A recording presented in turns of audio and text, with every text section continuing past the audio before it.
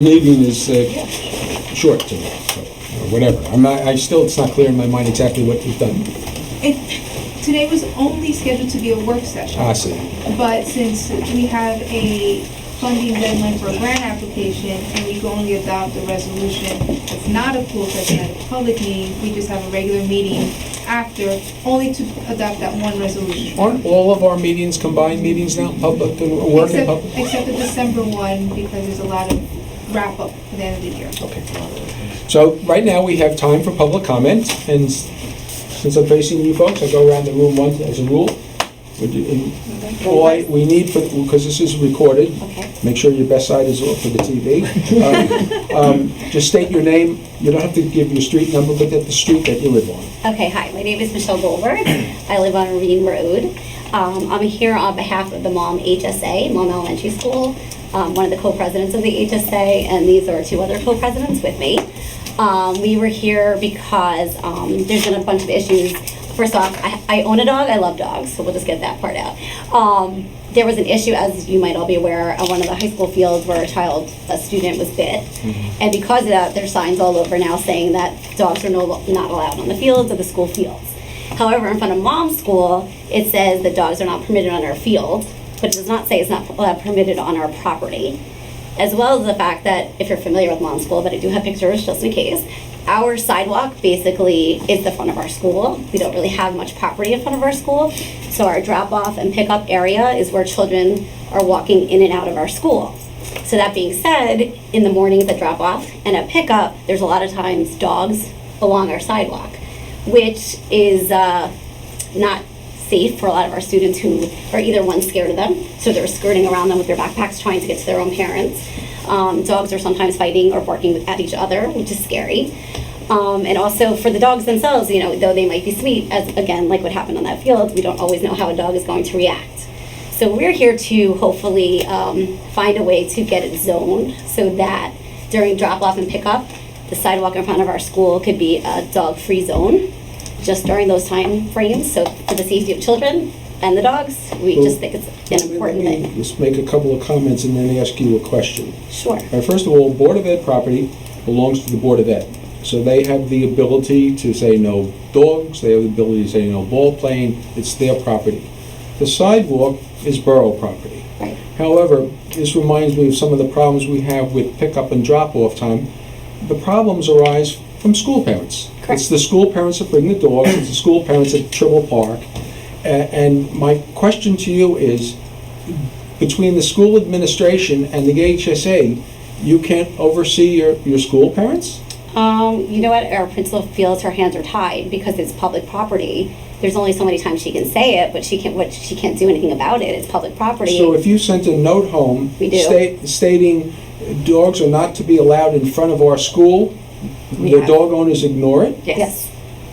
I mean, During the pickup. school, right, like, No drop fault. off. I mean, Yeah. you have to Yeah, understand, they can I think the walk right majority along of us, the kitchen. I know Dan and Max, do you have a dog, Shama? You Yes, I do. So, at least, Paul, you have a dog? I have a dog. Tony? That's right. Tony, you have a dog, right? I'm sorry. It's not I'm an sorry. anti-dog. It's not an anti-dog. Yeah, I so own we it. are we are all dog people. Right. And, I was aware of the fact that it was an out-of-town dog that bit somebody at the football game. Right. That created this initial rush. Right. I find it amazing that the school principal and the HSA can't regulate their own school parents. But in all fairness, we don't have the authority to. I'm sorry? We don't really have the authority to. No, but if you set rules off, it's... We can't, it's well, because right, and it's also borough enforce property. it, right? We How can we can't enforce say it? no dogs allowed On the on the property. sidewalk. So what you're suggesting to us is that we create an ordinance, which is what it would require, Right. not allowing dogs on the sidewalk, maybe within 50 feet of the school, on public property, the sidewalk, during pickup and drop-off times. You have to be, Right. maybe a half hour before pickup, and because sometimes You have to have pickup or drop-off varies. Right, so we would say like 8 to 9 in the morning, Mhm. because by 9 o'clock, if you're coming after that, you're definitely very late. Mhm. And in the afternoon, we get dismissed at 3:10, but 3:05 is kindergarten, so let's say 3 o'clock, right? But we also have a clubs program that releases at 4:15, where you get another influx of good 60, 70 kids running out of the building to get to the cars right in front of the school, Right. which is So, kind of the I'm- same. Peter, Can I ask you a question? Right, You know, the schools have been here a very long time, right. and dogs have been coming and going. I'm wondering if this is all stemming from a single dog bite. I mean, I'm finding this kind of, you know, all the other schools have the unique scenario that Mom has, is no different. Why is it, Ours is, I ours is disagree. absolutely Geographic- different. yeah. Do you want no, to see no, it? it's The not. way that our Space. pickup is, Well, your pickup is in front, but the Smith School pickup Smith is in is front also- and Yeah. along the side too. It doesn't really And matter where pickup is. where- You don't want dogs where the pickup is. Yeah. Whether it's in front of the school or on the side of the school. Well, I do And the think you're que- gonna the hear from question- the other The question elementary schools. becomes, We're kind of the Right. how did the other schools, there's maybe. They're right behind We are- us. we are all We're in the kind same of the way. first school to come. I would tell you this, I'm not gonna mention the school, but I was aware of the situation, and I get invited to a club in one of the elementary schools, and every year I come and I bring my dogs. So this year, when I was invited, I specifically said, because I know the rules, they always ask, bring your dogs. Is it okay to bring my dogs? They said yes. I said, please clear it with the principal. So I don't know how that school feels about it. I saw other dogs in front of that school as well. We can do whatever makes sense here. The question becomes, also if we do this, how is it enforced? We're not going to have a cop at every Oh. school. I was just gonna, You know, and so what do? You put signage up in front of the school. You're going to have these signs in front of your school or every school. No I mean- dogs, no drugs. well, it's the same thing with the Drug-free or parking dog-free dogs? restrictions Drug-free in front of dogs. all the schools. The timing is the Well, same. but I'm saying we The need, signs, going to need another set of the signs. pole Hey, is Peter? is there, it can be.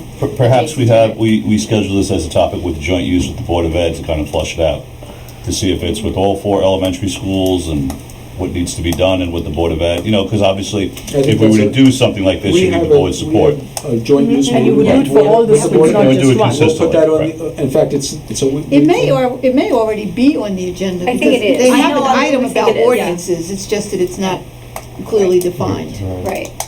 So we'll take it, we'll take it from there. If the Board of, if the Board of Ed, basically, we respect what you're doing and what you're saying, but in order for us to do this, we would certainly need the okay from the Board of Ed. We would need the Board of Ed to basically pass a resolution asking us to do this. You know, the police, it's a tough situation because they don't like laws that are hard to enforce. This would be hard to enforce. And also, you know, who are we coming down on? Could be coming down on some woman who has a harmless little poodle, 4-pound poodle. You got to treat them the same as you would treat, you know, an 80-pound German Shepherd. So, you know, it's going to be a tough thing. I'm disappointed that you tell me, and not necessarily surprised, I was an elementary school parent once also, that we can't regulate our own parents. I mean, Again, it's geez. only because the sidewalk is borough property. So our principal feels like her hands are tied because she can't regulate the sidewalk in front of the school. Okay. She has sent information regarding don't bring your dogs on the grass by I the school. understand. And she So- also puts out in her signs, you know, for Right. the safety of everyone, you know, she puts it as nicely as she can, but I think if it was under some kind of zoning, she would have a leg to stand on, because Right. she could say, well, look at the sign, but right now the sign says school fields, doesn't even say school property. I'm not ignoring you, I'm looking for a picture to show you of my I guess that dogs. rules out But putting I the don't think dog it park matters in. the size of the mean, dog. there are I mean, dogs I think coming to some the really, school, too. yeah, It's the not dogs everybody's might in be the the backyard. sweetest Doesn't matter, dog. invited dog. I just think that when you have students that are scared to walk in another own school based on dogs, Yeah. that's not really that's not fair. right, it's It's not not fair right. to the Right. students. Absolutely. It's not really about the Yeah, dogs, yeah. it's Donate about my the house students. for property. Selfish for the. Well, we're working on a dog park, but not that that's gonna That- matter, because people have to go to pick up their kids, and if they have a Right. dog and it's a beautiful day and they don't wanna leave the dog at home. I mean, they could walk up to almost as close to the school, but we're talking about like right in front of the school where the cars are, Okay, and we'll that's where discuss the line it moves. with joint use. So, I'm just gonna show you a picture of my dogs watching the football game. Very cute dogs. Sure, they're the very cute dogs. Who's Dogs there? Sitting in the bleachers watching the football game. So who's No, their to be favorite? honest with you, I'm a And this little, season ticket holders. I'm a little hard pressed. I mean, listen, sure, it's a drop-off area, but I mean, certainly Max lives there, I mean, kids walk this, well, they used to walk to school, so I don't know if they do it anymore, but. They do. So, you know, if you have just a separate zone, I mean, so what happens about that outer zone? I guess dogs are allowed to come to that sign and that's it? So if the kids walk Well, right in front of our school think is where we're it's over most Explain how to read the compacted. sign. Are you familiar with mom's pick up and drop off Yes, area? yes. Am I? I live on my. I invite you to come watch, and then you can see, like, right in front of our school is where it is very chaotic. And with the dogs in the mix, it makes it scary for My some father went to children. one I school understand very very well. I live on Magnolia. My kids went to mom's school. It's very clear. If you want to put a very clear distinction on the area, that dogs are not allowed because you had this incident, we will very likely take it with the Board of Ed and discuss it. What will happen is each school will have to measure out the designated zone Yeah. where, you know, yours may only be 100 feet Yeah. in front of the school. Smith School might want to have it halfway down Downey Drive, because that's where the, you know, each school, if we going to be decide to go this route, each school will decide where the dog-free zone is. And then we'll move forward. And the people that bring the dogs are gonna have to keep it in the car, keep them in the car for that duration. Exactly, or have your child stop at meet the you sign where the outside, sign that's is. right, you should say, they're all. It's a big enough street. Okay, now, The kids. is there, besides that single incident, was it another complaint, even people got scared, oh, I got scared, something like that, or just, oh, that Absolutely. I incident? think it's an ongoing issue. It's an ongoing. You mentioned If kids it's- are afraid. I mean, I got a Kids are dog because my Alex, child was scared to go to mom's No, school no, based on the fact that there's no. always dogs there.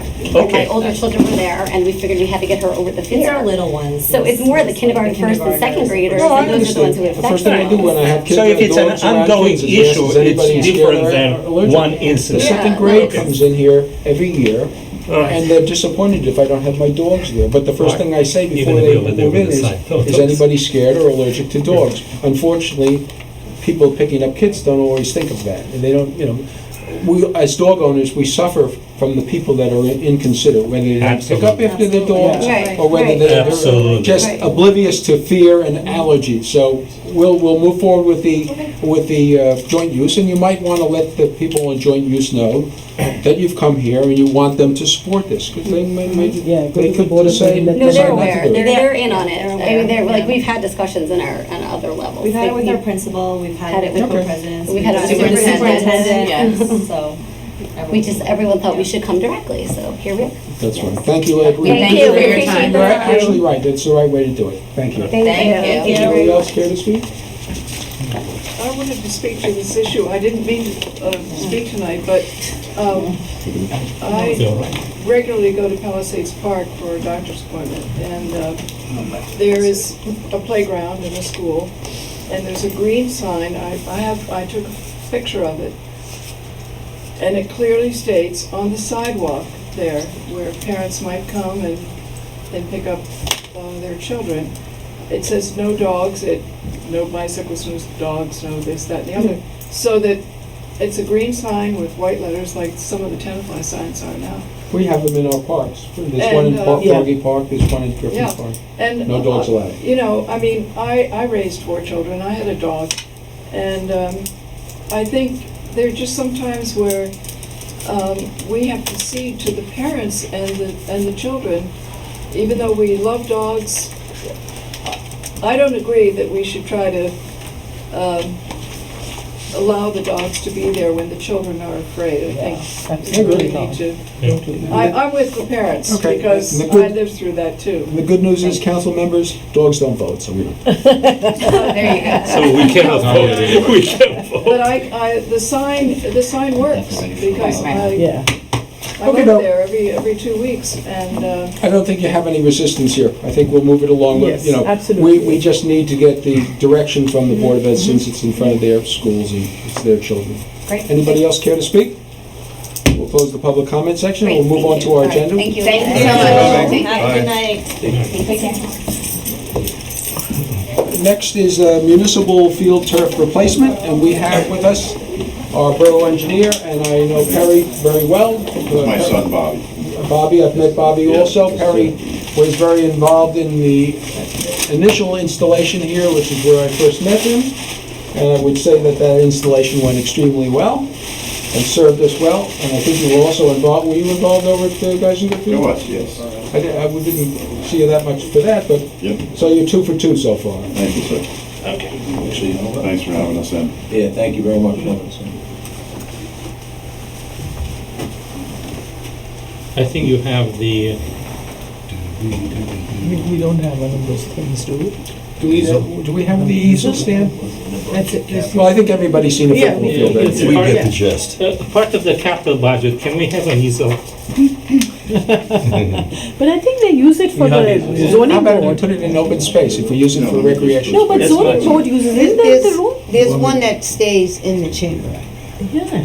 Okay, so anyway, this is our field. You want me to start or you want? Whoever. Okay. So I think where we left it, I guess a few months ago, or back, I don't know, it was like October, November, was you have an existing field. The existing field has existing limits. Outside those limits, inside the fence, there's some grass areas. The last proposal you saw was to take the area you have inside the fence and turf it all. So there's both the field you have now, which is reached its useful life, so it's not usable anymore. And then you have these small areas around the field. If you look at this map, you have, grass areas off this side around towards the backstop, and then a little strip up this whole side. There's a bunch up this side inside this wall. And then the other question is the infill, the rubber infill versus a cool play cover over it or a replacement with some type of organic material. That was kind of If you don't mind, those are two separate issues. Let's take them one at a time, okay? Why don't you or Perry talk about the options we have for the infill?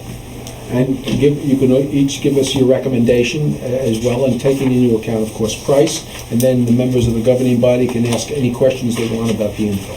So I think Perry and his son are probably the experts on the infill, and I can help you answer questions if you want, so I think let them talk about that. Okay, great. Thank you very Please. much. Okay, thank you again, folks, for inviting us here. We're certainly thrilled to be a part of the new project there, and we promise to do a great job for you, given the opportunity. So I've been with Field Turf for 21 years now. They invented this new type of turf.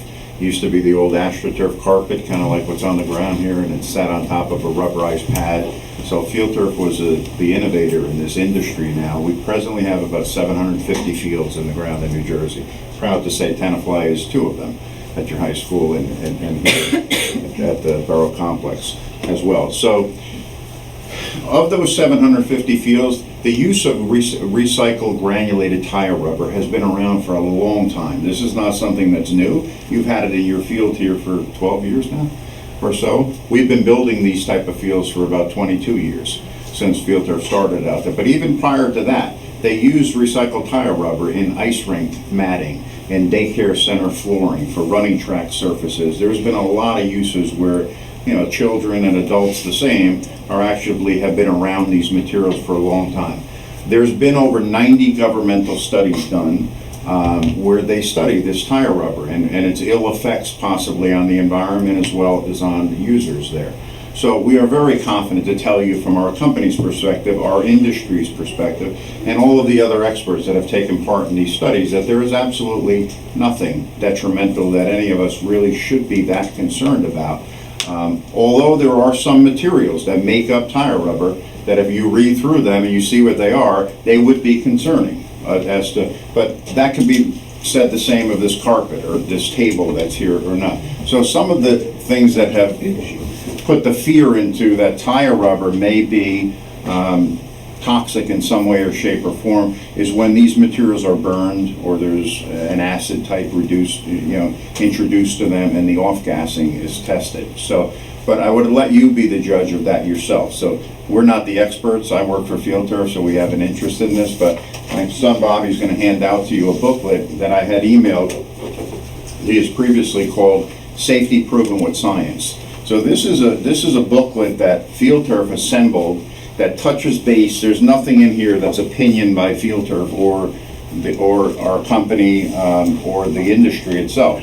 So it talks about crumb rubber. It talks about PAH's cancer risk, air quality, dermal contact, and then it cites a number of the studies that were performed. For example, water quality there was a study done by the New York State Water Department, and it talks about the quality of water, and is there any leaching of the tire rubber, anything that might be toxic coming off. So this is a very interesting read, and I found in the last, I would imagine we probably put this booklet out there 6 or 7 years ago, but it's very informative, and even those that are highly concerned, once they digest all of the information that is out there and has studied this issue, they become very comfortable with the use. So for the last 2 years, we've put in between 50 and 60 fields in New Jersey alone, our company alone. There's probably been about 65 fields put in, so there's a few others that were put in by competing brands of ours here. But I would say, so of the 60 fields, let's say, there were 2 fields last year, and I think 2 the year before, where they used something other than tire rubber and sand. They used an organic material which was made of cork and sand, but at a price. There's a price to pay for those type of organic materials to eliminate the use of tire rubber, but it's very rare. So of the 750 fields, I think there's 4 that have something different than tire. So we can throw a rock and probably hit a dozen other fields here that have had the tire. So I come to you with in the spirit that tire rubber is not something that anybody should be concerned about, but of course it's not. I have children myself that played on these fields as well for many years. I don't have any concern over it, our industry doesn't, and that's based on the science that's out there, not just opinion that we want to sell you those materials. So with that being, he's going to pass this around so you can read it at your leisure here, Bob. Harry, just to have a point of information, Yeah. does your company sell the organic?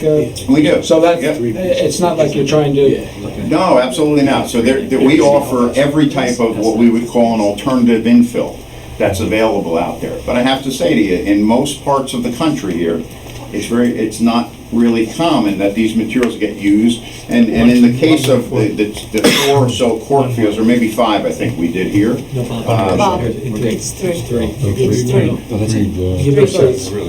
It's a set. Oh, there's 3 different pieces of. So Perry, when we met, we also discussed other alternatives to the rubber Yes. that your company provides at a much lower cost, and that has a huge benefit, and it's getting very popular. Can you bring that up? Sure. Cool.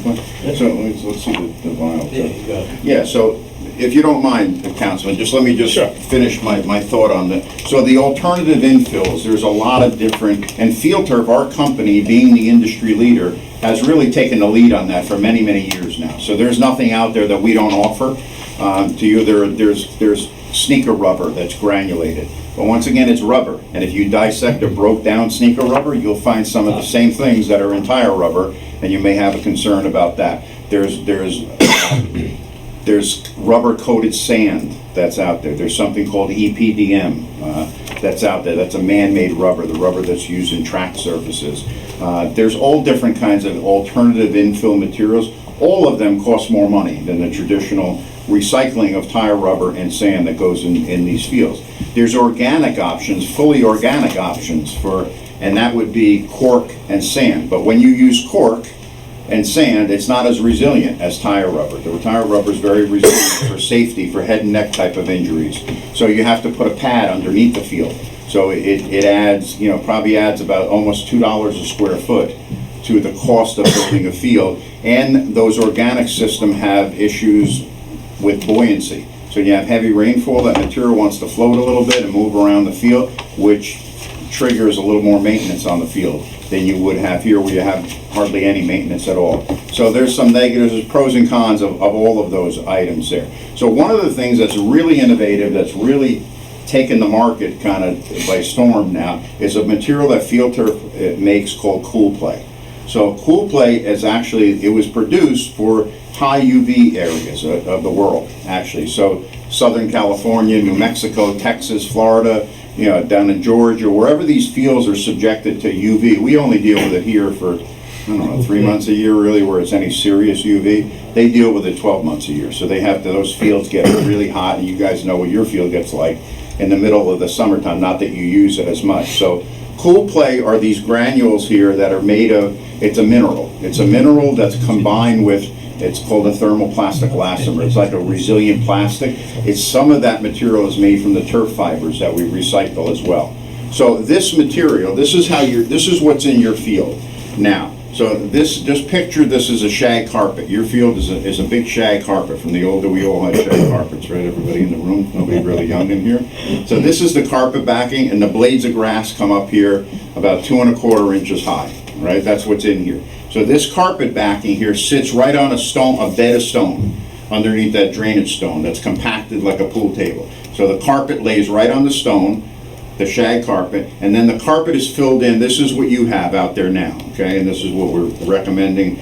The bottom layer, the first layer of material that goes in is sand. It's just regular natural silica sand. The middle layer is granulated tire rubber that's cryogenically processed, where it's frozen. I mentioned that word cryogenically. That's the superior type of rubber that's out there. It does not float, does not have any metal in it, and it doesn't have any cord in it, and it's not dirty. So the kids are not inhaling tire dust right off the bat. The top layer, the third layer of the system, is a granule of cryogenic rubber that's granulated about 3 times larger than the size of the sand and rubber in the middle. When your field comes up, if we cut your field and you were to look at this cross-section, even though it's 12 years old, you will see those 3 layers. That's one of the patents that fields are brought to the marketplace.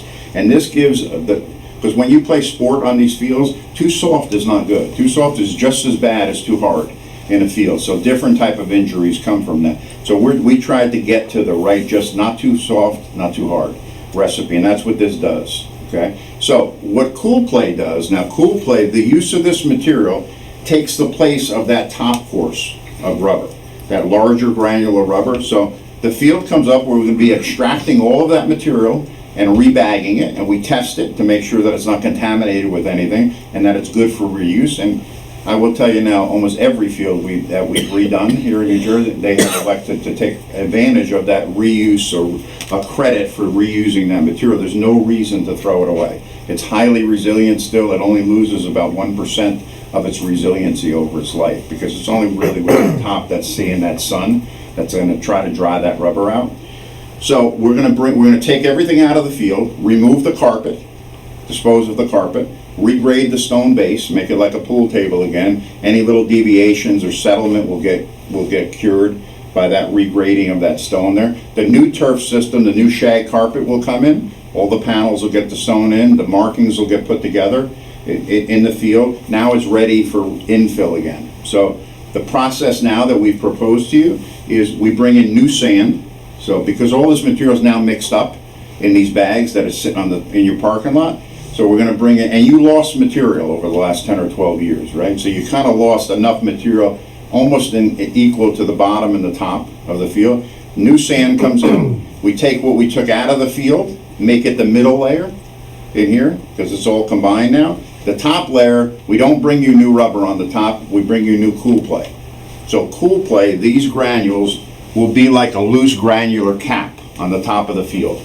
So although you're not, so now you don't really, listen, you could still get to the rubber, right? If a kid cuts, you're gonna see a little bit of it splash up, but because the particle size of Cool Play is larger than what's in the middle, it always will come back up to the top. That's kind of one of the patents of these 3 layers. That's what the patent protects. So as much as you disturb it, even when you groom the field, this material will always come back to the top. Not that you can't see some tire rubber through it, but it's like creating a cap on your field of a mineral type of material for the top of the fielder. So that's what's been proposed to you here.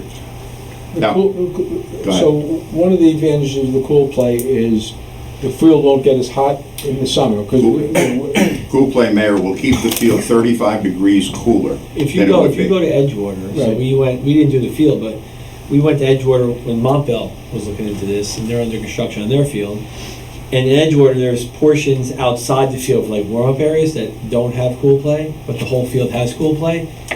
I mean, the difference is it's is the Cool Play more expensive than the rubber? Yeah, so the Cool Play adds about 50 cents a square foot. That's How what many the square cost feet is this, Joe? You have about 69,000 square feet. It's identified on this drawing here. So it's roughly under $35,000. Yeah. And Edgewater or some of these places would save the small amount and do it that way?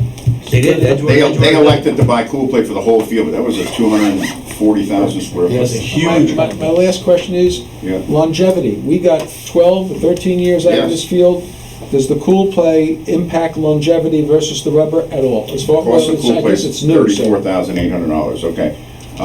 Say that again? does it impact longevity? Not at all, Will the field absolutely not. last longer or last shorter period of time? No. Doesn't If matter? anything, it Doesn't lasts matter. longer, not shorter. Yeah, I mean, How first of long- all, the fiber, if you were to ask me when we put this field in, the life expectancy of these fields, this generation of fields was about 8 to 10 years. So you did really well with your field. And quite frankly, a lot of the fields we replaced here in New Jersey, they were in year 9, year 8, year 10, some made it 11, 12, some did, but rare. So this generation of fiber now, which is called Revolution 360, you'll see this fiber at the Atlanta Falcons' new stadium, the Mercedes-Benz Dome. We had it at the Patriot Stadium. We have it all over the place. Notre Dame has this fiber is at a lot of high profile. This is the best fiber.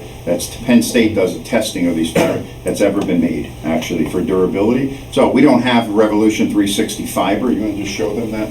Out there it's only been out at 360 for 2 years now, 2.5 years.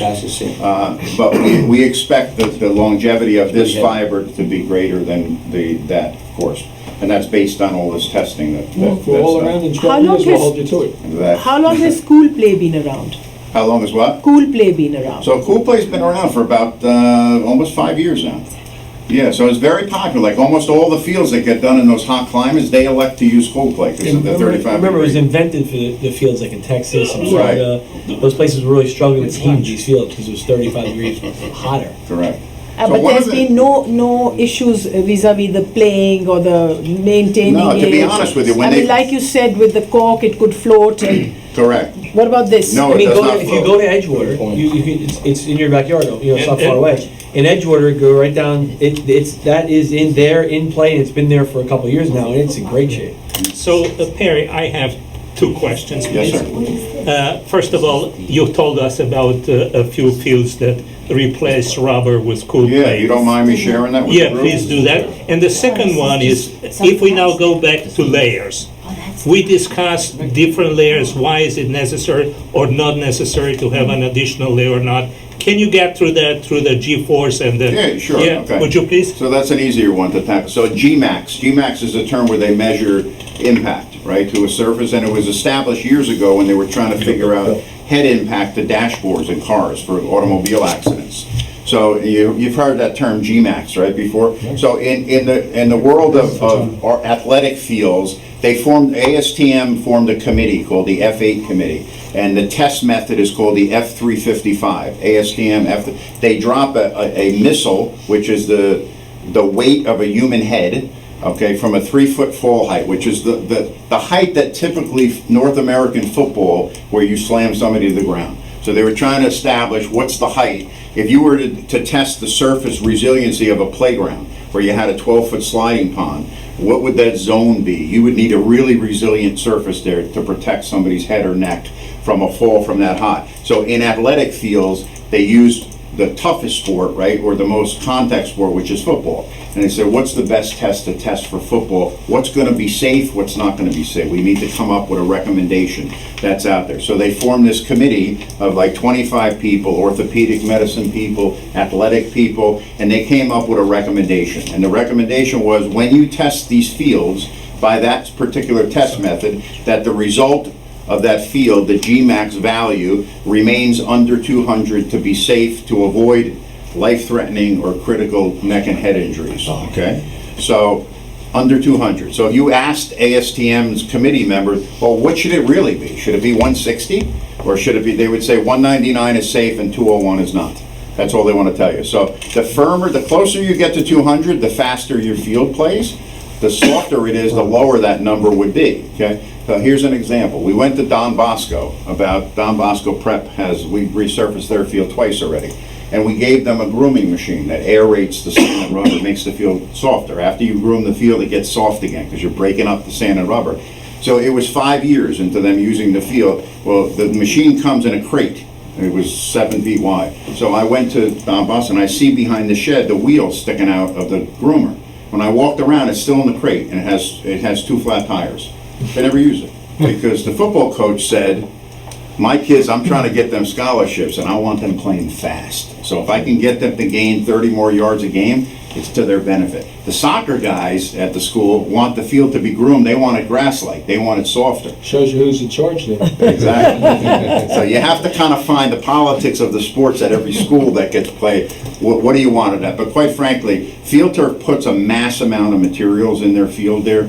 So you'd be challenged to get to where the field would become unsafe with Field Turf. Other systems that are out there don't have the patents and the innovation they put in half the infill that's out there. You should always be testing the field to make sure. So that's the story with GMAX. So our warranty to you will take a 20-point difference. We'll drop that 200 to 180 and say to you, as long as you're maintaining the field like we recommend, which is not a lot, then the warranty protects you anyway, that if it gets over that number, you better call us, and we'll come in and do something. What does maintenance entail? So maintenance should be, there's a groomer, right, that I don't know if you have it or you don't, you have it, or you hire outside labor. So the field should be groomed every 6 to 8 weeks. We share it, don't we? We share it, and we also hire outside when we need it. Okay, so that's perfect. Before you describe maintenance, is there any change in what we're doing No, now? not at all. Well, some of them may not be familiar with it. So it depends how much you're using the field. So during the seasons of play, you kind of want to groom it a little more than you would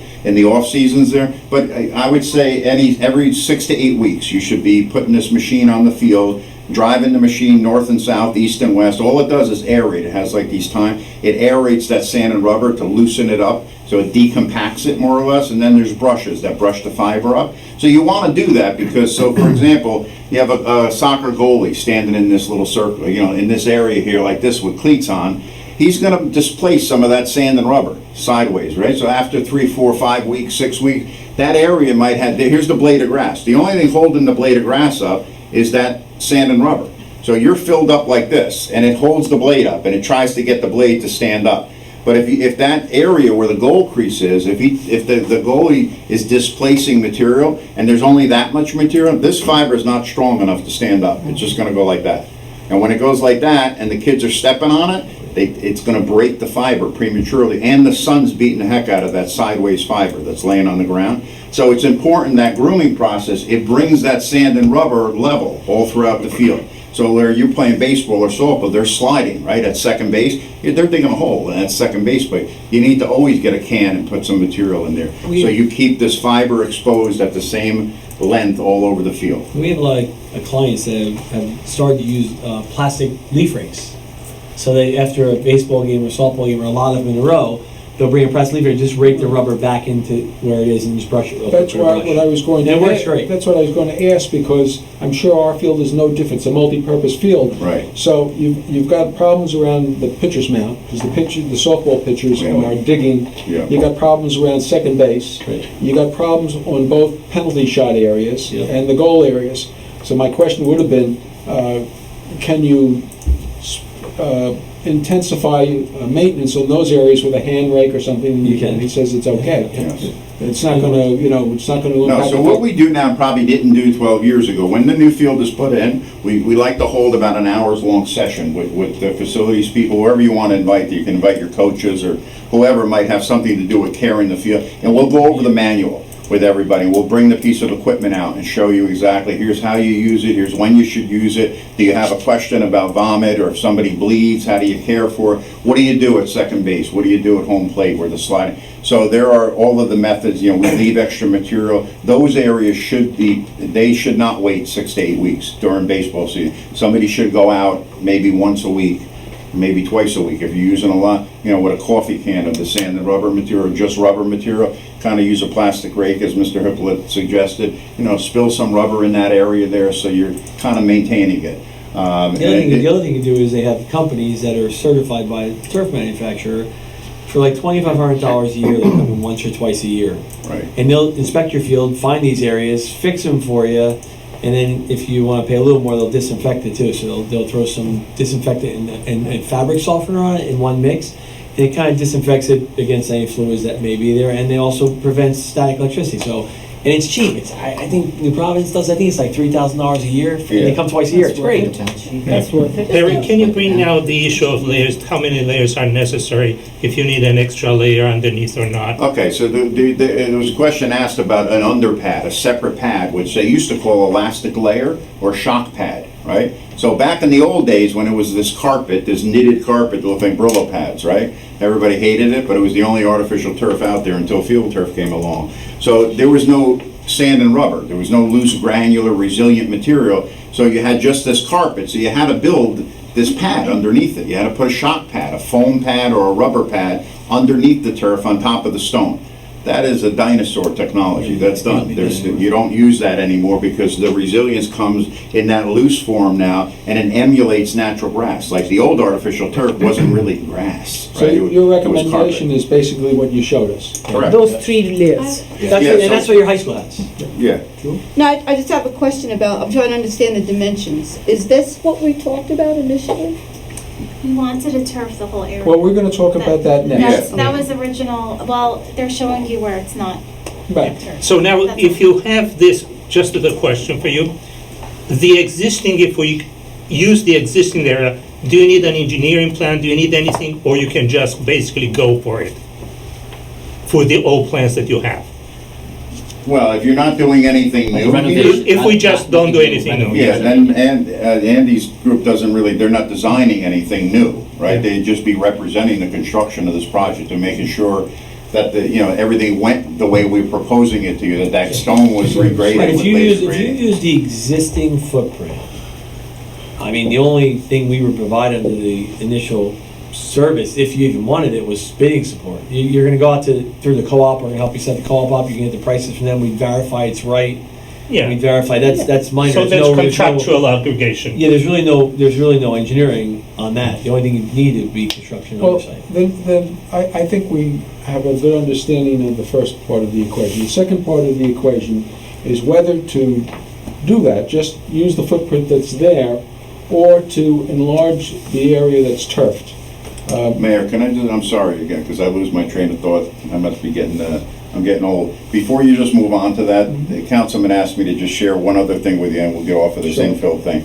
So we had the township of Woodbridge, New Jersey, right? It's large. They have 3 public high schools there, Colonia, JFK, and Woodbridge High School. So we built 6 field turf fields there 2.5 years ago, and we just built another 3 fields there this past year, one of each of these schools there.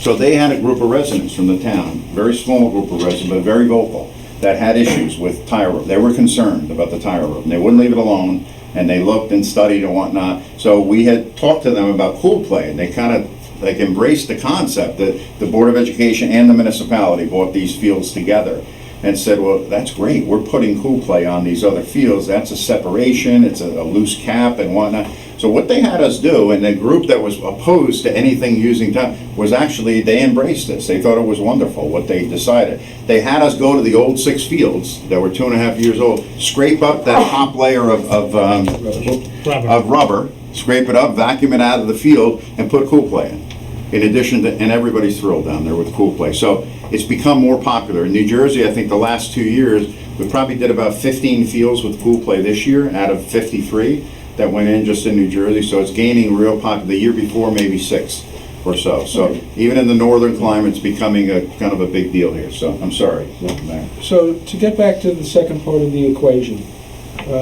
I'm going to say my piece, and then you guys can say your piece, and then I want the opinion, Perry's opinion, and I also want Bob's opinion, as well as Andy's opinion. When we did this field 12 years ago, I was concerned about 2 issues. The first one was the council decided they didn't want to put a fence around it, and I was opposed to that. I wanted a fence. A year later, they recognized the need for the fence and put it around there. The second part was where we put the turf, and there really was not a lot of discussion about it at the time. This was the proposal, and we went with it. But I can tell you from the last 12 years of experience that it's beyond inconvenient. It's also aesthetically ugly. It creates maintenance issues, and the more turf you have, the more play you get on the field. For example, a lot of people get a kick out of this area, which isn't part of football and soccer, although it is left field for softball. But during times when there's football and soccer going on, or when there's free play, this whole area is used by kids and by parents, for small kids, for recreation. And we, as a rule, see this little area over here. It's not very significant, okay? But this area is. It's much larger. And if by turfing that field, you get a geometric, not an arithmetic, advantage to it. And I know it's not inexpensive. And once again, it's the 7 of us that make that call. But I would also, after we're finished talking, I want to hear from our professionals as to how they feel about it. So what we should do is understand the incremental cost Of course. when this one. Right now, if we do this and we keep the plan, we don't need engineering, we don't need anything, and we know. Well, Brian, what is anything? Because we don't need a contract, we don't need a bid and everything else. You Yeah. don't need a bid. Yes, we don't. We're going through the co-op, so Well, we would still go through the Okay, so what I'm saying, we don't need a hydrological study that would be necessary in order to create the extra space.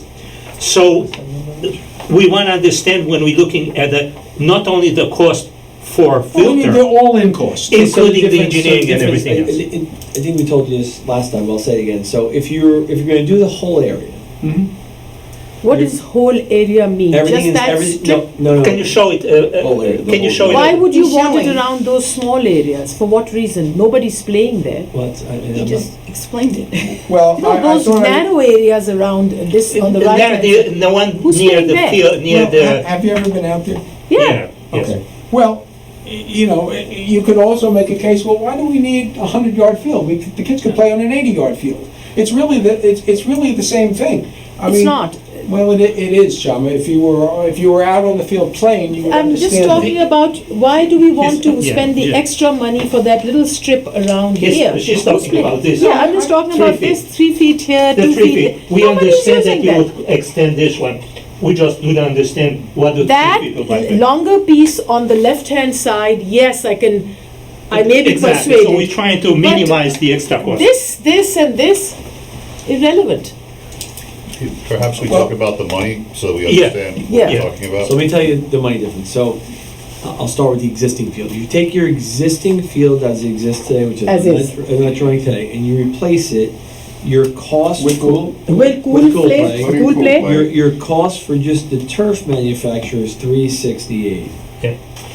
Putting all your soft costs in, you're probably gonna add about $100,000 to that. You're probably gonna make it $460. What are we What talking is soft soft cost? Explain what the soft costs are. $100,000 is Well, significant. your soft costs are legal, engineering, bonding, whatever else you do in that. As you tighten those up, that number can come down. But from a budgeting perspective, you're gonna have these areas around there, you're gonna have disturbance, those areas, you're gonna disturb the fence, you're gonna need site access and road access.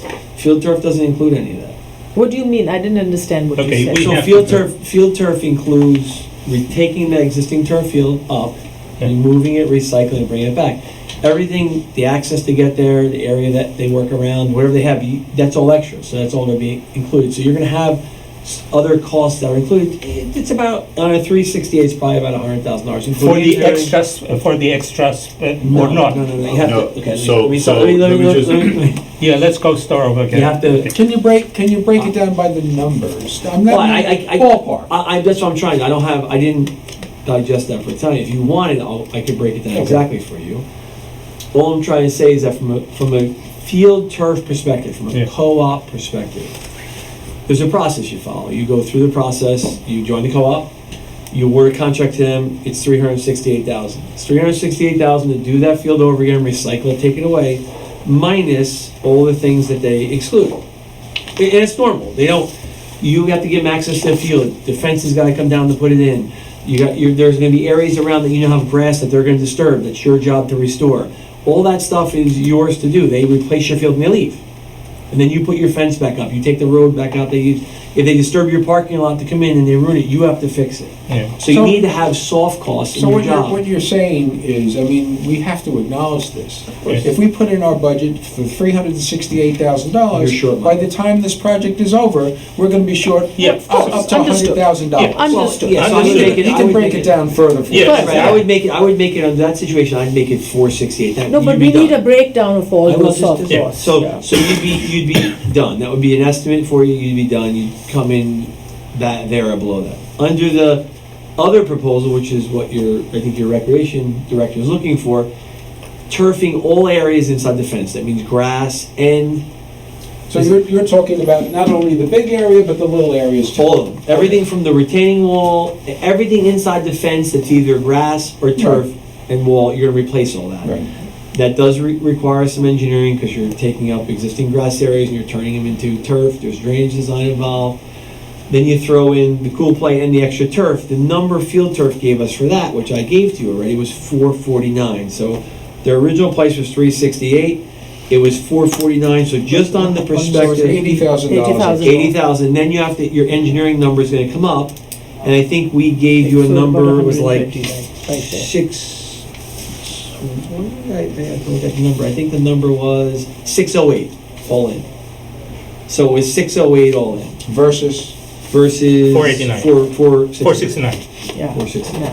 So it's basically $140,000. It's a $140,000 difference. Now the difference, I'm just one person. The difference between the two projects is when you have turf next to grass and a fence, you have these areas that are a maintenance problem for you. So now I have to have my DPW cut the grass, fertilize it, and maintain it. You have to as a council offset whether you want to have this maintenance on these grass areas to keep it, or put turf in there and not worry about it for 12 years. I don't know what it costs you to maintain these grass areas because they're adjacent to your field. You can't just have them in disrepair. These grass areas, these areas here, this area here, this area here, and this area here are in play. So a kid goes to catch a ball, they're going to run through them. So those areas can't be mud, they can't be dirt, they can't be too hard. They already maintain this grass or they become unsafe. I don't know why whoever laid it out the way they did it. Big mistake. Well, it's a mistake because you're running areas with a different surface now. So I'm running off turf onto grass. So it's a different surface. You can do it. There's places that have it.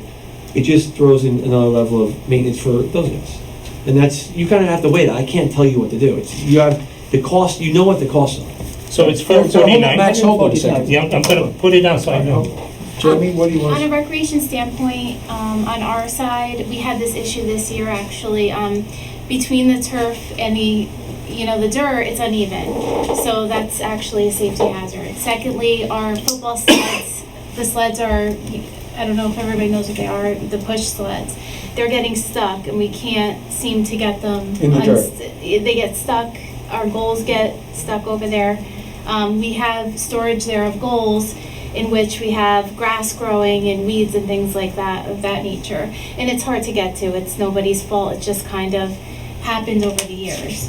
If we can get that turf, we eliminate all those problems. And if we, as the council, if you kind of run the numbers, I think Bob would agree that with all the maintenance and all the money it's going to cost, whatever cost that we are to get the 12 years out of the field, I think it's worth the extra money to just make sure safety and maintenance is all connected there, so it kind of relieves the DPW to do other projects and there's no maintenance there if we turf everything. And also, we do utilize the entire field, as the mayor said. We do use the cutout You have the and the uneven side. surface issue. The biggest advantage to an artificial field is as soon as it stops raining and the threat of lightning is dissipated, you can go out and play. In our complex, we can't, because here you have mud. Here you have mud. You have mud. Mud helps speed up the degradation of your turf. You want to keep that out of there. These areas that you say are insignificant, when you look at the field, you say you think it's insignificant. In my eye, it's tremendously significant because those areas are where the kids are standing, and they're not in the playing area. Now they're standing in the mud. Now they have mud on their feet. That mud gets dragged into here. Now we have mud issues. Now we have organics now mixed in with your infill. Then you have grass that starts to grow. And then we have an artificial field that they have to go in and mow around.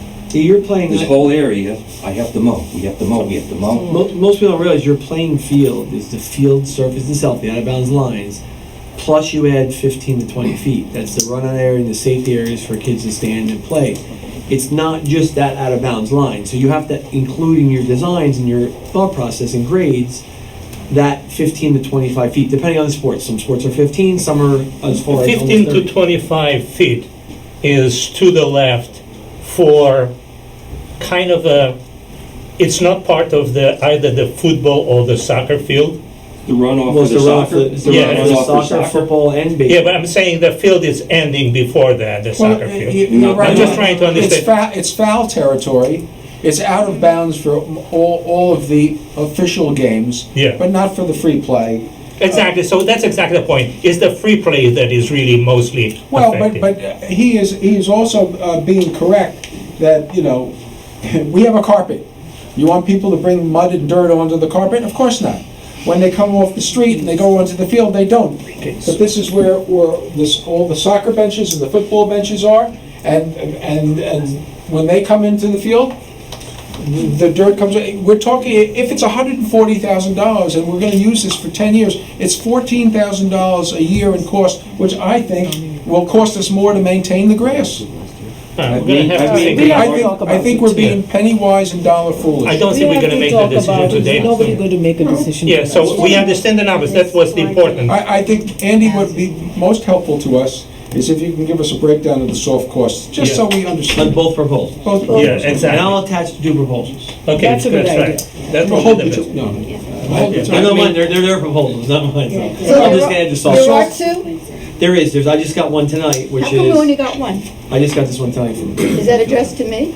it's just to you. but- I've never seen it. I haven't seen it either, Scott, so it's December 5th, and I have the older one, which is August 10th, so I'll attach both these. Okay. I'll send you the ones we have. Okay. Over the years, I've maintained artificial fields that have had clay infields for the baseball, for the baseball Or teams. you want to wait? Yeah. Right, they wanted that, they thought that was gonna be good, great outfield, and we're going to use the clay as. Can we the take them infield. all out now?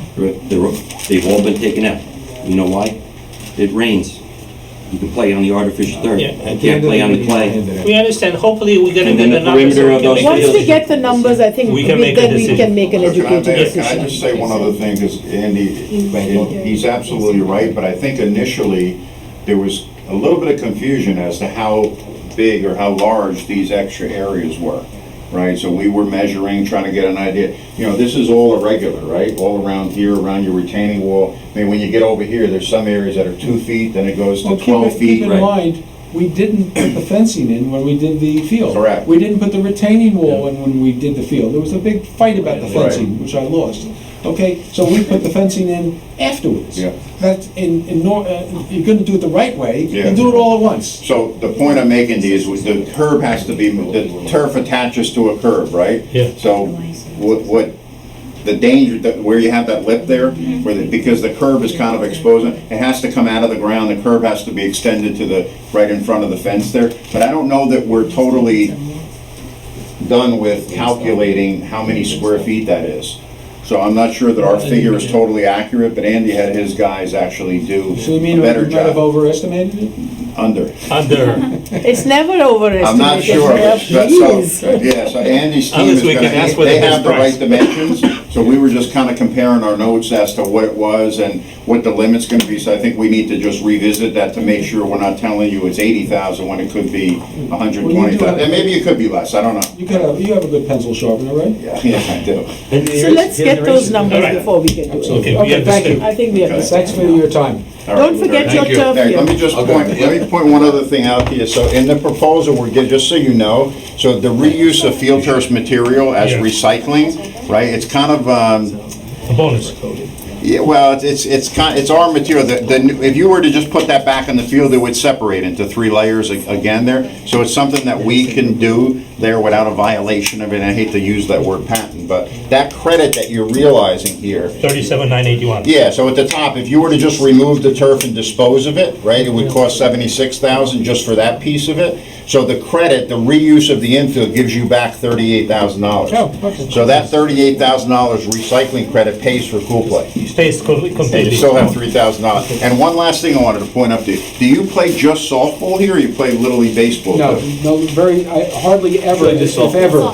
So you don't want to deal with a portable mound? There's no Okay. mound. Got it. Okay, very good. Thanks for having us We do have in. a meager portable mound because the various levels of softball, the mound moves. Yeah, So we have a exactly. little carpet, that's Right. all, nothing, not a real. So the other last thing is the way the co-op was bid, when we participated in the bid, it was bid out as green turf. So there's all these different levels, right? We believe you should have the top level, between the Mercedes-Benz and the Yugo, the difference on a field this size is probably $20,000. So I don't suggest that you would go with anything but the Elite Series, which is all the safety No, I studies. agree with that, I agree with that. Yeah, right, Andy? We So- only put the Revolution, we only put that in. yeah, so there's a lot of advantage. So, but so what we were able to do from Field Turf's perspective, we have the luxury legally to do this. So they bid out the markings separately. They said, okay, now your field is green, it's 69,000 square feet, here's the price, unit price, $4.18 a square foot. And then they bid out the markings. So if you want, by the way, we shown you football markings, you're painting them, right, now? Yeah, Okay. we're gonna eliminate that, you're gonna have it cut in. Yeah, so we're putting them in. They asked about permanent football markings. And all- soccer.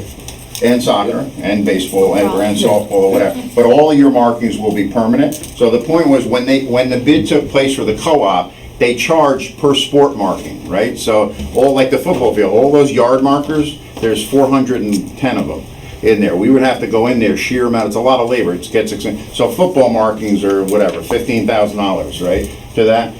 Soccer was $7,500, softball was $7,500. So we're donating those. You're gonna see it as donated on your price proposal. So you're only paying for the green turf. That's kind of our way to say repeat customer loyalty discount, and that's what we're allowed to do. So we're not, so you're saving probably, I don't know, another $35,000 from field turf in not charging for those sport markings. And the good thing is you won't ever have to paint again. So- You're like my wife, I can't afford what you saved me. All right. That's a good Thank one. you. Good seeing everybody. Okay, thank you so much. I'll hand this out at the end of the meeting so that we all have a chance to look at it. Probably we should have a closed meeting, Bill, we should have a closed meeting when he ends up. We'll just leave it on the easel. Yeah, you got it. Because it didn't Thanks go for your through time. the Okay. official. Thanks for having us, guys. Yeah. Peter, are you allowed to receive direct quotes? No, Okay, it's indirect. okay, it's all right. I only took it because it's got Jul's name on it. That's exactly what happened. Next we have, I think do we know what the next steps are? well. Yes, I'm gonna provide you an estimate. The sooner rather than later. Yeah, Giving and you then we both can make a options, decision. Which is the option that's existing, what's existing, and what all the costs are. And then the second option is taking it all the way to the limits of the fence and what those costs are. Are the materials? And regardless of. Materials are the same, yes, it's cool Yeah. play over the rubber sand. Yeah, I think the sense I get is we all want to go with Cool Play. which Yeah, means- oh, absolutely. I think it makes sense, Oh, no? absolutely. If you've ever been in that field on a summer day. No, I think it and makes it's not 3 sense. months, it's 5 months. Peter, what about the process of joining the co-op? What are the mechanics of that? That. I can tell you, the co-op, the way you join a co-op is you will first pass a resolution to join the co-op. Once you do that, you'll then advertise it. You have to advertise it for 20 days. Once you go through the advertisement period, then it's eventually finally you can sign the documents and join it. You'd ask your.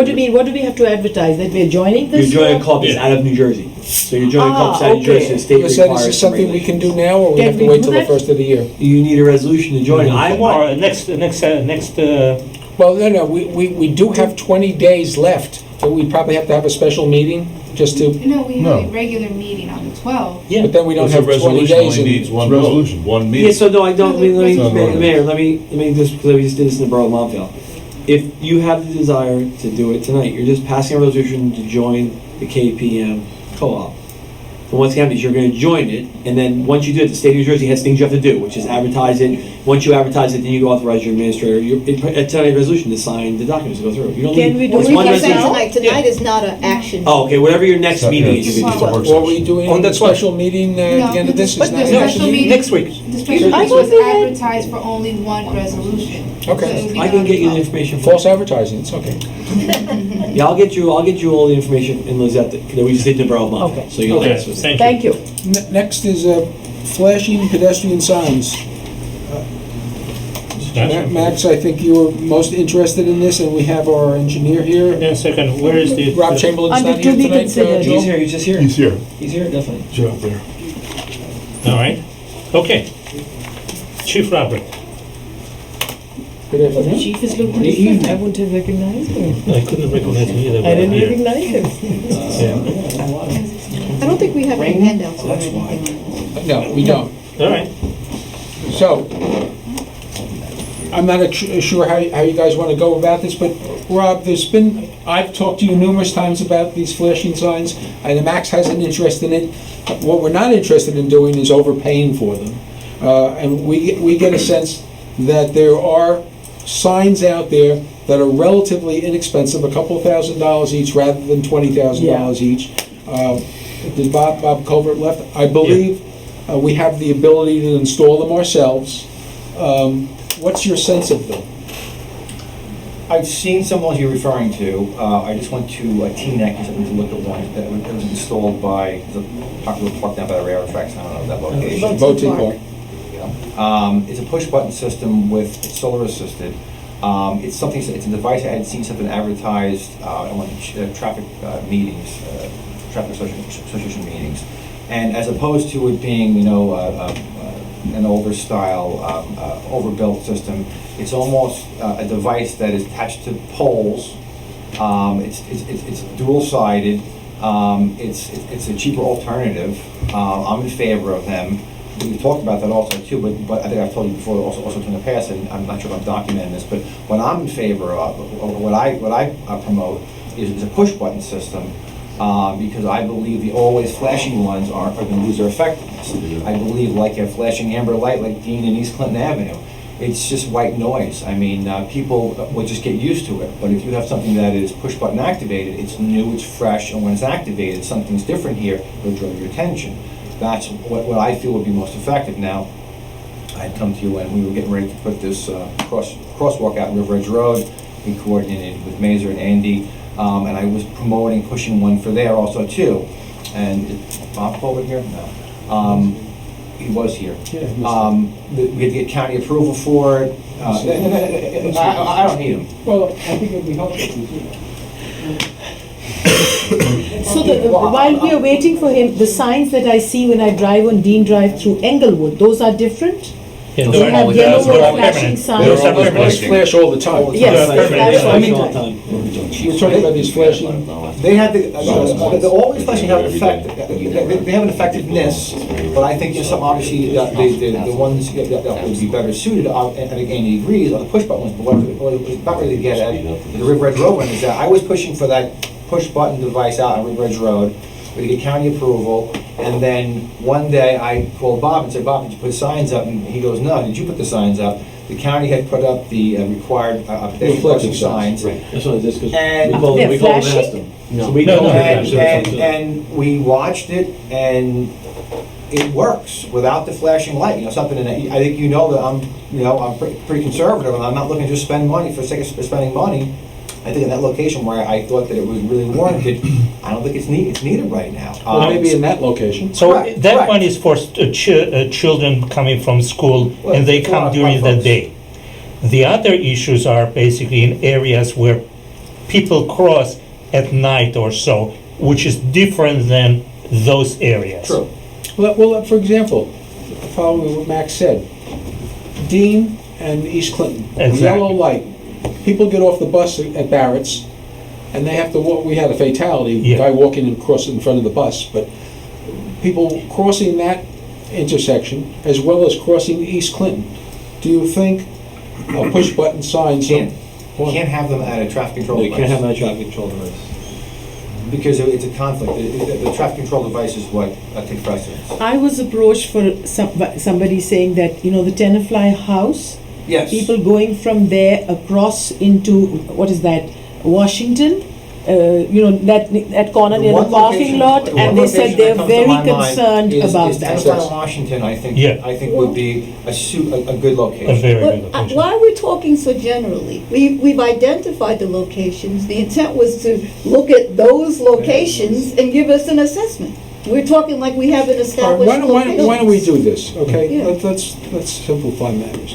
Can we use forfeiture funds for this? To pay for these signs? What is that, Neil?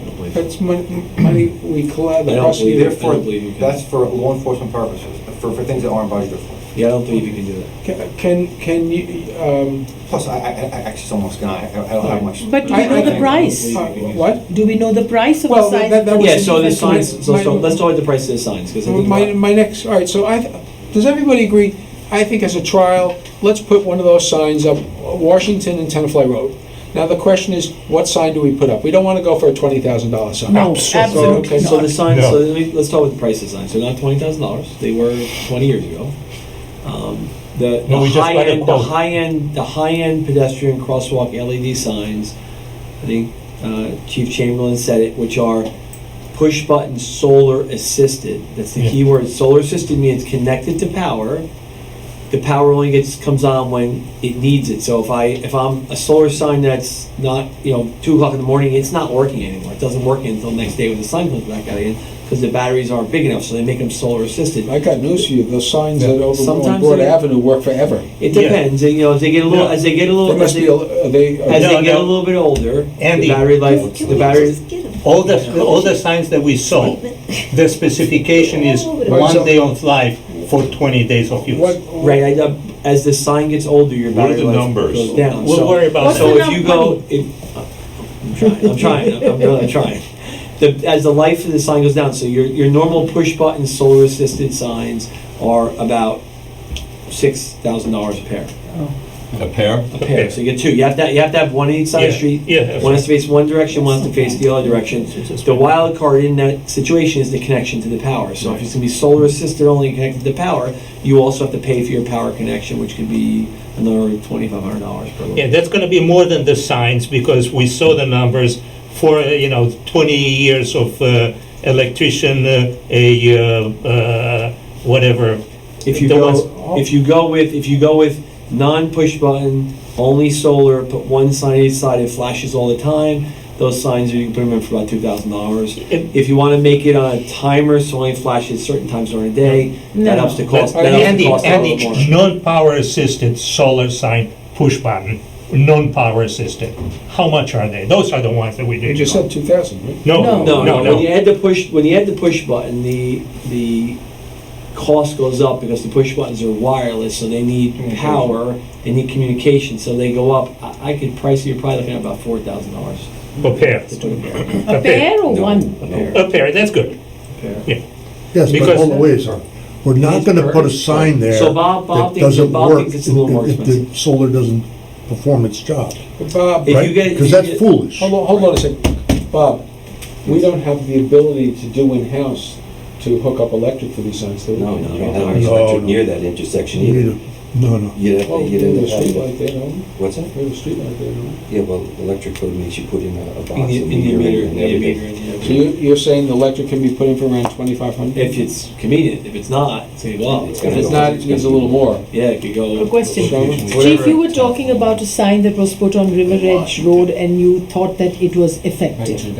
So in locations like Tenafly and Washington, where we don't have the power connection, where it's going to be prohibitively expensive or impossible, do you think that kind of a sign would work? To start, I mean, Better than nothing? those signs are what's used for the flashing lights anyway. Yeah. Because the flashing lights actually are Around on the it, yeah. perimeter. Yeah, If that's we right. could start with that, I mean, Are those signs kind of like shine, what do they call them? Yellow reflective. Reflective? Reflective. retro-reflective, yellow, fluorescent green.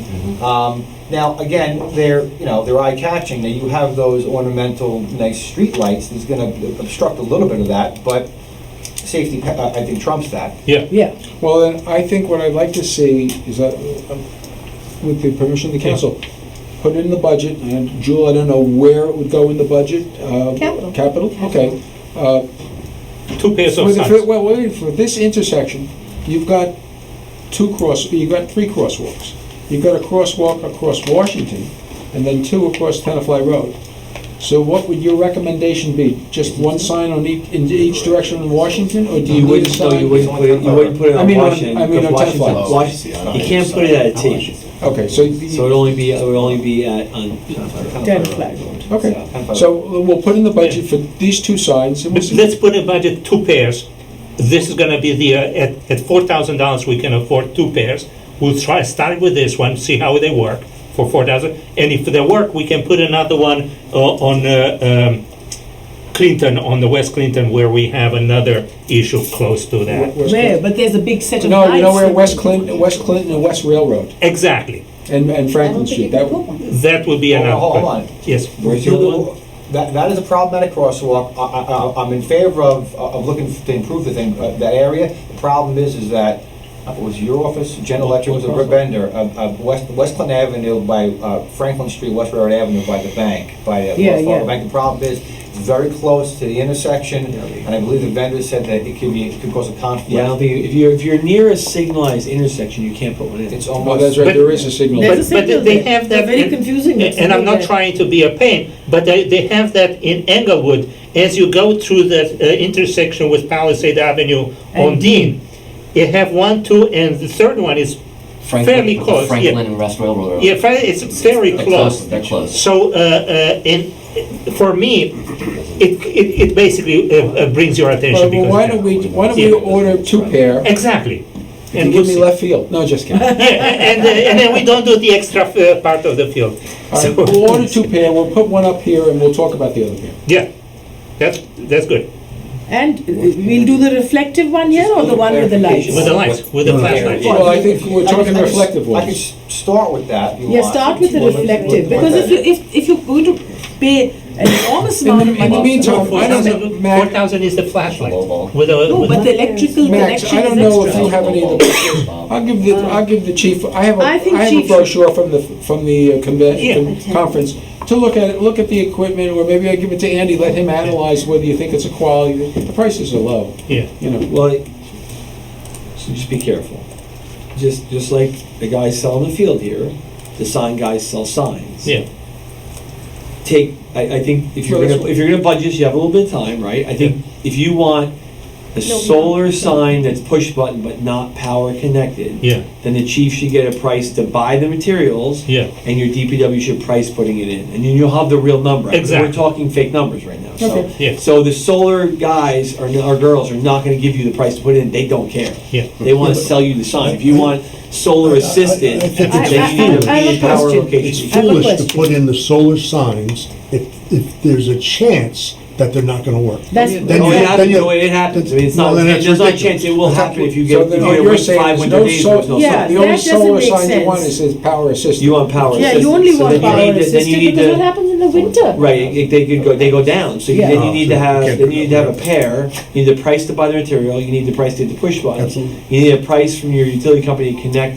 Let's Utilities. get. And you let's- need a price of just the plain old reflective ones. It's 9:30. So No, what's they're the cheap. price? They're only $150. It's Oh, 9:30, guys. let's do Let's those. get 2 pair of the reflective, and we'll research, once again, we'll research the power assisted signs. Find a sign that we can approve the price on, and then we'll consider when and where we want to do it. Consistent. Jewel, like Prano, like, for the budget. Budget was due last week. Yeah. Okay, thank you on that Thank you. one. Don't go anywhere, Andy, because we have Safe Routes to School grant status. Okay, so in 2000 and let me pull my documents. I have the right date. Messed up here. Safe routes to school. Okay, so in 2015, you received a Safe Routes to School grant for Stillman School. And Stillman School was part of a big DOT push federally to give safe routes to schools, safe routes to transit, and just safe pedestrian walking throughout. We're doing a the United States. sidewalk where there is no sidewalk. Right, so you have an area where you have a sidewalk next to a possible parking area where you were gonna add in so parents can park and kids can walk to school. It was a good application. The DOT in their ultimate wisdom gets federal funds and gave you $146,000, which was part of your cost. Most people don't understand the federal process, so the state has to follow the federal process. So the federal process for giving you money through the state means when you get their money, you have to procure and do your contract differently than you ever have done it before. So for instance, we'll go to Downey Drive. I know you might know the history, you might not know the history. Downey Drive also received a DOT Safe Routes to School grant. It was a $100,000 grant. When it was priced out prior to us, the engineering and surveying and environmental work and historical work that's required by the federal government was about $180,000 on a $100,000 grant to put sidewalk in. At that time, because I was new then, the council said, no way. Then we came in, we put in the sidewalk for about $30,000. I didn't get that. You mean the grant was for 100,000 $100,000. and the stuff we had to do before we could put the It was sidewalk $180,000. was 180, and then And after it would that take, we and it would could, take 2 years to do that work. and after that we were eligible to put in the sidewalk. If the federal government authorizes it. They don't always authorize it. But the question, I think the first question we should be asking is, why were we seeking a $100,000 Exactly. grant if a job You was didn't, only you going see, to cost 30? Or was it you a were different job? see the federal government in their ultimate wisdom, they try to compensate you for your cost of engineering, but in your case, you were seeking $300 and something thousand, and they said, well, we're not gonna give you that much, we're only give you 146. So they gave you about half of what you were requesting. That's what they offered you. That's their offer to you. You could choose to take it or How not did take we it. justify asking for $300,000 on a $30,000 job? Because the federal government has requirements to do a project, so you're asking for what they are gonna say they're But paying. I think you're forgetting, I don't think we should be really worrying about Downey Drive, Yeah. but keep in mind, we put in more than just a sidewalk. Right. We were going to implement the study. Right. What would it cost us to do the job at Stillman School? To do your job at Stillman School, if you were to pave the road next to it, because we're going to make a parking area. Yeah, we're gonna and I think you should extend pave, the right, parking. and I think you should extend the parking, put the sidewalk and fix the fence and pave the road. Your job's probably $200,000. Okay. And that's paving the whole road adjacent to the school all the way back to the next intersection. And if we use the grant, what extra would we have to do? Well, If you have the 140 DOT may not participate, so the feds may not participate in the paving of the road because that's not the safe routes to school. So they'll participate in what they believe is safe routes to school. And what we are proposing is not safe routes to school? The DOT federal process is very complicated. And they Then- break down items to items. So they'll say, we'll pay for a traffic director at this intersection, but on the job we don't believe belongs at the other intersection, you know your cops want it. They don't pay for police, they might pay for 10 cones and not 12 cones. It's a very complicated process. Then why did we even apply for it? Well, so what happens with the federal procce is if Can you... I just answer Shama's question? Yeah, I'm Shama, curious. prior to, we started planning the project in 2014. Okay. We submitted the application, it was approved in 2015. In 2015, DOT signed a memorandum that they would abide by the federal regulations. So until Those- that point, we it weren't wasn't- subject to You those weren't subject to regulations it. When you we applied? applied. Okay, So got let it. me- You apply Might- under different conditions. Joel, Oh, there's no such thing as being grandfathered in. No, So the Joel, federal government's not. he gave us an estimate of $200,000 to do this job. I think everybody at Stillman School, Mark, correct me if I'm wrong, would say this job needs to be done. Of course. For those of you that are familiar, it's Windsor Road. Once you get past the school building on Windsor Road, cars are parked parallel to the street.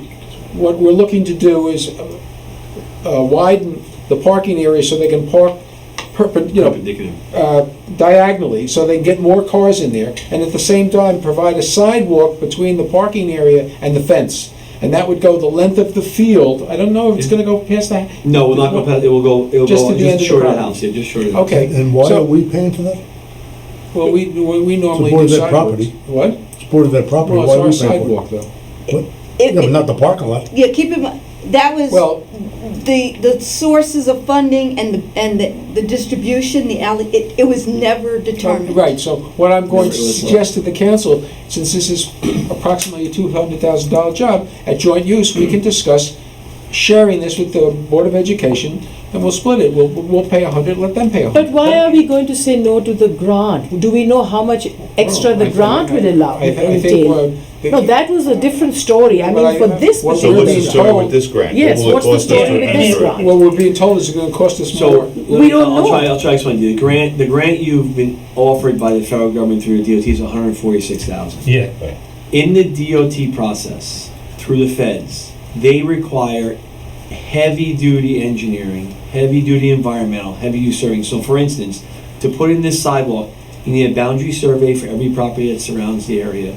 You need an environmental review, both from a wetlands and flood hazard perspective and contamination perspective of every property that it touches.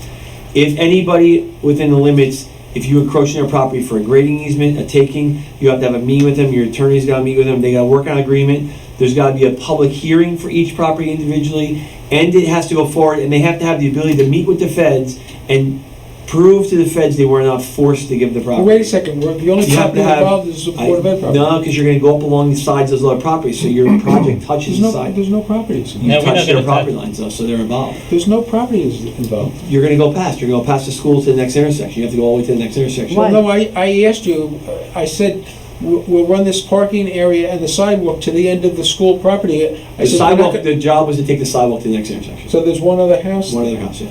Main corner. Yeah, but why not, I mean, I'm still Still, not it's sure a- how much of that 146 would be applied towards this. Yeah. And how much would be left over, if we can use this Well, money. if it's a $200,000. No, I mean, you have to, I need to see this in money. You're not telling us enough math, basics Yeah, we maths need here. numbers. Well, let me give you basic math. So, to put in the sidewalk and pave the road, if we do it as a borough project, Right. $200,000. To put in the sidewalk and road, to do it as a federal project, the project's about $400,000. Okay, so why? Because they make you do historic review, listen. environmental review, full boundary survey, full topographic survey, full engineering. They require full-time inspection by a professional engineer, and they require full-time inspection by a borough person that's not your engineer. So the Now, project. hold on, I'm so not done what- yet. And then they have to have one engineer design it and do all that stuff, and a separate engineering firm inspect it. They can't. So let's just back to the math. So it's a $400,000 project for which they'll give us approximately No, 150. maximum. Maximum Maximum. 150. So that means there's another 250 out of our pocket. Right. Yes. As opposed to us doing it ourselves, it's just 200,000. Correct. It costs us $50,000 more to accept the grant. If This is this, such insanity. That's No, what the federal hang government on a does. second. Not like the federal government. The borough, just so you know, the borough of Montvale received the grant the same year for $476,000 to do a sidewalk, and they just gave the grant back.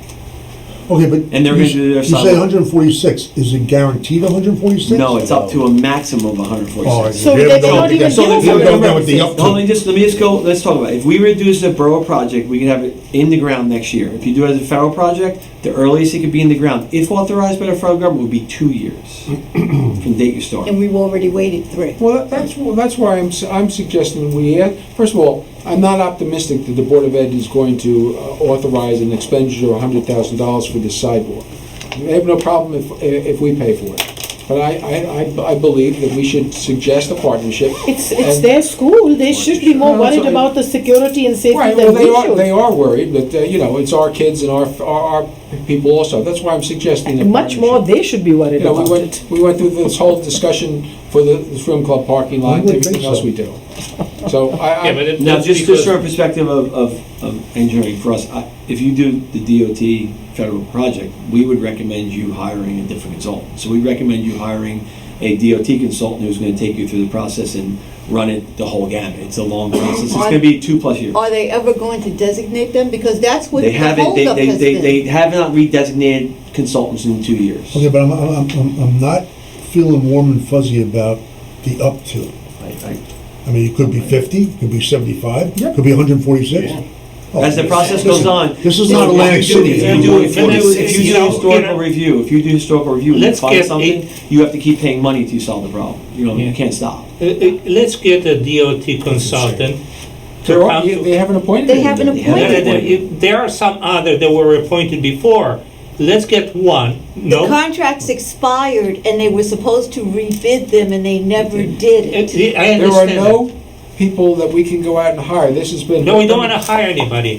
What I would like to see is a DOT specialist who comes to us and tells us, as a matter of a function, this is how the government projects are run. You don't need that. Those It's are- it's told all you, on the Max. website. I actually Yeah. gave you the whole. He just told you how it would Right. work No, out. no, excuse me. He's not a specialist. He said, you need a No, no, specialist. no, no, no, no. Mazer does this work. We would rather not do the DOT. I upfront understand work. you would It's just rather too not. onerous. You're not gonna wanna pay for it. I understand. We'd rather stay out of it. Then So we- it's, so there is no such person as a DOT engineer. Yeah, we were qualified, so we were qualified under the first round, as part of a group with another firm. All the firm's qualifications, they're all expired, so the DOT hasn't re-upped. It's kind of like COA. Oh At one my time, there was a God, COA this department, is- Yeah. now there's no COA department. And if you're trying to verify the requirements, I gave that information to you. I gave you the actual memorandum that DOT signed, and I gave you the link for the website, which spells it all out. Yeah, but- That is, because DOT You're not gonna get any is, before right, DOT information. is just an agent of the feds. This is a program that is administered by the Federal Highway Administration. Okay. DOT is just a pass-through. Correct. I think, right, the only two options we should consider is, first, I think we should give the grant back. Yeah, you don't wanna let it just stay out there, because And if you let it second out of there, it all, hurts you. if we're interested in pursuing this, we can suggest to the Board of Education that we split the cost of the project. I We think give them first the- talk to the Board of Education. We They can may not always wanna give do the it. money back. It's on the agenda. However, they have a mindset where they think that giving back a grant makes them look bad. Yes, it does. Well, let them pursue the grant. Yeah. Yeah, it's right. Let me just help you out here. So, the way the DOT looks at your grants Is it? it's versus ours, the isn't it? Federal Highway Authority is different. So the DOT, even though the money is federal highway money, your state, even though it's not their money, has given you $146,000 to use, and you're currently not using it. So every year you apply for a new state grant, it lowers your mark towards the grant because you have money sitting out there you haven't And we used. have grants. So you have to make a decision whether you want to keep it. Well, with this, Or pass the for resolution. example, This with is this not something that impact, has to be our done our today. request for Not a today, grant- It's I been would sitting do it- around for 2 Would years. this impact our Talk to the Board of, possibility of getting a grant for Piedmont Road? That's a DOT grant. Is that the same It thing? always can impact your. So, I don't. why don't you talk to the Board of Ed first and see what they say, and then money can, we waited 2 years, we can wait another 2 weeks. I think that, yeah, we can, You can wait we 2 weeks. will. And And we will, but I think there's a real potential negative impact on the borough if this money just stays out there, where they can say, well, why would we give you another grant? You haven't used this Yeah, money. well, Yeah, Even though we it's can't been use sitting it. out Peter, I there have for a 2 question. years, I have a a question for couple of Andy. weeks won't Is kill it- it. So you've gone over this math, which on the face of it all sounds very ridiculous financially. Ridiculous. Is there a scale which, in other words, if we were getting a grant for $10 million, okay, do we still have the same sort of magnitude of it's going to cost us twice as much to DOT, implement? the rule of thumb for DOT, which they've developed in the last 2 years since they changed their process, is about $2 million. When you get $2 million, it's worth it.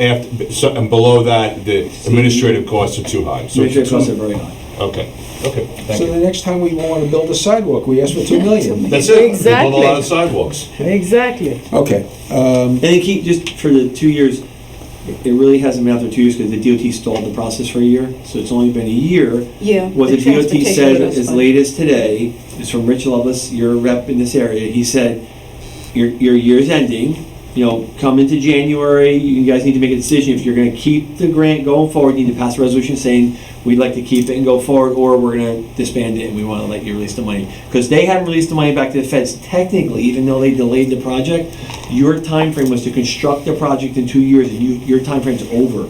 You've missed it. So they could start the process to give the money back to DOT right now if they want. They just chose not to. Is that money in our bank account? Or No, is it no, no. You only get It's the money. only You have to front the money. They give it back to you as a reimbursement. Oh, okay. we didn't get It's the Downey Bitcoin. Drive. Right, money Bitcoin, it's until after we all were done with make the project. anyway. Right? They approved it after we did the project. Yeah, we didn't get the Downey Drive money until well after we finished the project. Then they approved it. Okay. Overview of the budget status and projections for 2018 Are budget? we finished with Andy? I hope so. Thanks. Thank you. Thanks, Andy. Good night, Andy. Susan, Okay. you have all the answers, Susan? I hope to. Do you have a, something for us to look at? No, I'm just gonna. Yeah. We went through this last year. Oh, well, Okay. oh, we're gonna hear a story? You want to come in? Can I move my chair? Potato chips. Okay. Good evening. Good evening. Okay, so I'm going to give you the 2017 year-to-date results as of today, and it went 11:30. So revenue, as of 11:30 year-to-date, we're 3.5% above what we anticipated. How much, I'm sorry? 3.5%. I mean, it's going to go up. We have another month to go. Our state sources are at 93.71%, coming in at 1,124,000. Our municipal sources are at 4,425,000. The total of that is 5.5, almost 5.55 million, and we anticipated 5.4 million. Well, question for you. When Why you can't s- we when get you- this on a piece Yeah, I of mean, paper? this is ridiculous. How can we even understand these I was numbers? going to give you out paper, but there's a lot of material here, and I didn't do that. I mean, could Can we do get it. copies so we're looking at It's it when you're summary. talking to us? I mean, Susan, I Yes. wanted to ask a question. Sure. When you say you anticipated, is that number that you're anticipating for 11 months or 12 months? The anticipated amount is the budgeted amount. The So actual amount. that's for 12 months. 11. That's for 12 months. The actual month we already surpassed so our the- anticipated amount. So what you're saying is, at the end of November, we're 3.5% above what we anticipated for the entire year. Yes. So anything that comes in December can... It's going to increase our. Increases that 3.5 number? Yes. Okay. Yes. And all the number, when you use the term anticipated, you're using the 12-month anticipation, and you're comparing it to 11 months? Year to date. Yes. Actual? Yes, I am. Okay. Okay, so almost all of our municipal sources are above what we anticipated for the year already. We also received another energy receipt today, so we will meet our state resources as well. What is energy receipt? That's is That we energy get support from the state? Yeah. One of the few things the state hasn't taken Yeah. away from us yet. They just haven't increased it. They haven't found it. Okay. And also, I'm happy to inform you that our interest on investments, this is something that you should know, we only anticipated, our budget was 23,000. Now it went up to 98,000 this year. And that was because Valley National Bank, the rates were low, and being that Wall Street has improved their overall condition, I guess, and the Treasury bills accelerated, Valley National Bank restructured our interest rates accordingly. You also so we're gonna get 98,000 instead of 23? We already received You already- 98,000. I told you to invest in bitcoins. So that's a really good thing. Yeah. And it was good that they called and told us that they were doing that. Now, just so the governing body understands, any excess revenue goes into the general fund, correct? Which would basically give us an advantage when we're talking about surplus next year, correct? Yes, and the expenditures, so there's a multitude of items that will go into the surplus fund. Municipal revenue not anticipated, which is not budgeted. Your unexpended reserves in the current, that's a 2-year budget cycle. So 16's unexpended reserves will be pulled into surplus as well. Any of the individual expenses above the point that it's something that you should give us a notice of? Right now, I'm going to get to expenditures in a few seconds. But, right now, we're in very good shape with budget transfers. I think I'm only going to have a couple. It's just a reallocation within a department, and very little will be transferred in this coming month. Okay. So expenditure, is now we're going through the expenditures? Yes. Okay. Okay. So as of today, we have spent 24 million of our 28.9 million budgeted. This is through today, because I pulled the reports today. Yeah. We're gonna have another payroll, 2 payrolls in December, which will come to about $1.2 million. And as part of the budget, so that, you know, you don't think we have all this excess monies, which we will have some surplus from last year, there's a 1.6 million reserved for uncollected taxes. And that is a non-spending budget account. At the end of this year, you know, we'll carry into the 2018 reserve year. So as a reminder, and I'll say this again, we have a 2-year budget cycle. We're spending against 17, will continue into the beginning part of 18. So if I'm looking over here, say where I'm wrong, we spent so far 24 out of 28.5. 5 or 9? 28.9 or 28.5? What did you say? It was 28.8 on 28.9. 9, okay. So we have another $5.8 million, and we are expecting one extra payroll, 1.2 million. No, not That's- 5.8. it's 2 payrolls. 4.9. No, there are 2 payrolls totaling about 1.2 million. 2 No, payrolls, 1.2 million. Right. So we'll be at 24 plus 1.2, 25.2. 26.8. 26.8. So we're looking over here like a approximate difference of $2 million. Well, not really, because then you have the 1.6 Six million, for which the is a uncollected. non-spending budget account that's in that number. So I don't want you to No. think that that's So also Tony, there. $3 million. And we have a bunch of expenses that will be. Right. Okay, It'll did come we in do in So- January. But are you at this particular point, choose my words carefully, you're relatively comfortable with where we are? Yes. And I've also implemented and talked to other the departments within the borough and tried to get them to record their liabilities prior to year end, Yeah. encumber the funds and commit them, so that next year, what they know. Of course, they can't encumber what they don't know. Sure. So, but we do anticipate some monies going out next year, as we do Sure, every Of course, year to close But, the but, year. in the reserve year. but if I look over here right, our revenues coming in are going to be at least 3.5%, at least higher than overall anticipated revenues for 2017. Correct. At least It's going to be 3.5. more than that. But Okay. we'll use the lower Yeah, number. for the moment, it's Okay. going to be probably 5-star. While the revenue, the expenses are going to be pretty much online. Right. So we're going to be having an excedent of about 3.5% or more in our budget on a No. cash flow basis. 3.5% of 5 million It's like, versus it's like- 24 million. Right. 26 million, not even you close. can't go like that. So, let me see where we are. So, we talked a little bit about surplus, but the unexpended reserves, the miscellaneous revenue, not anticipated excess surplus resulting from operations, that's what will determine our surplus number, but that, we need to get more into the beginning of next year to determine that. Municipal open space trust fund, since that's gonna come up, has a balance today of 1.85 million. As of today. Yeah, as of today. I just looked at that before I got here. Health insurance premiums for 2000, now I'm gonna go into 2018. Health insurance premiums will remain flat. However, the employee contributions are gonna go up in accordance with Chapter 78.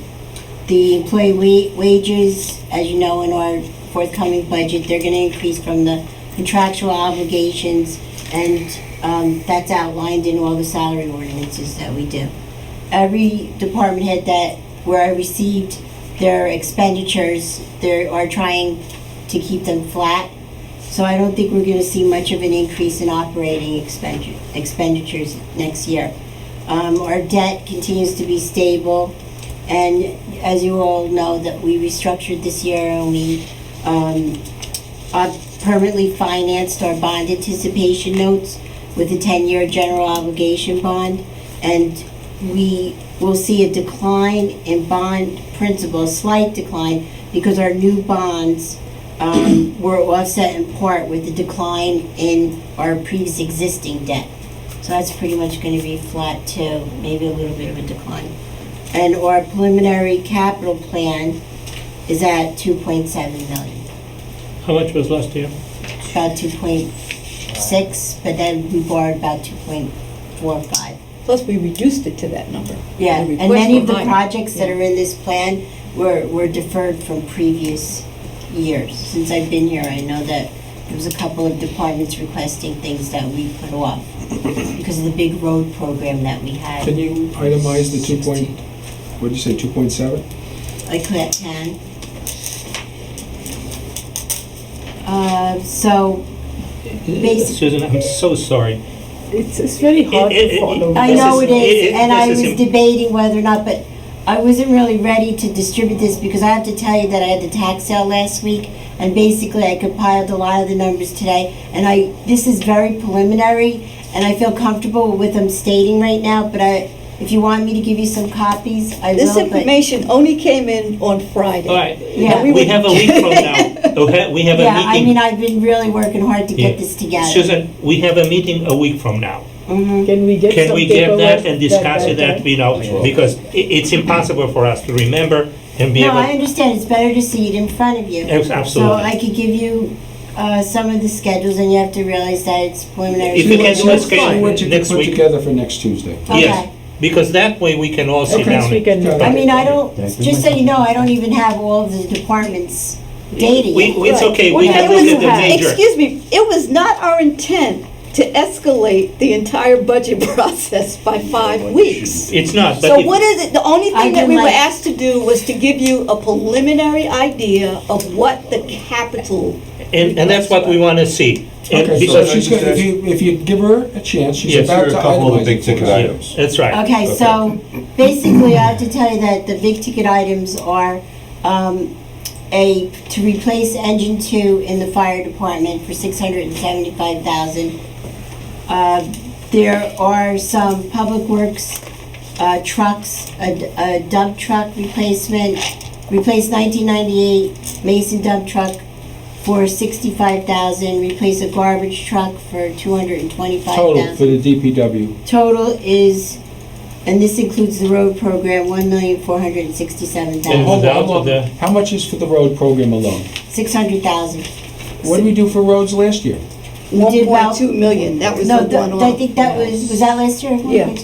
Yeah, but we have No, about wait, 200,000. Was last year 400,000? And the year before was the 1.5? That is the I can number tell you, I bought my on the capital with DPW. me. I'll tell you what it was. What was the Max, DPW Max, let's just listen to the numbers. You can listen without All right, I'll give it understanding. to No, them. no, but We'll I'm look at saying, what the let's roads not were. ask her to change Okay. any numbers now. No, I wanted just to be able to see Well, that's them. why I asked her to give us a breakdown on the roads versus, separate And the then I'll tell you DPW. what years we did. And, with them. Jewel, if we ask for some numbers, Why- we are why are entitled we to have asking the for numbers. capital? No one is saying that you're Okay, not so, entitled don't- to the numbers. Max, I literally, just so you know, put this together If you want to do it next Monday week, and Susan, Tuesday with a whole bunch of I'm other okay stuff with, if going you on. want to do it next week, Susan, That's I'm fine. fine. It's Yeah, just fine. as long as we verbally, can see and then if you something. have a request, we can. No, talk if you about it. want to say, I can put the sheet together by next Tuesday, perfect. I have most of it done, so we're waiting for some more Yeah. capital to come in though, actually. So then we have, another item would be the replace ambulance 41 for 250,000. Most of the other items in the capital are less than 50,000, except for Sunnyside Park Playground, that's about 149,000. Now I'll tell you what last year's road program was. 1.2 was 2015.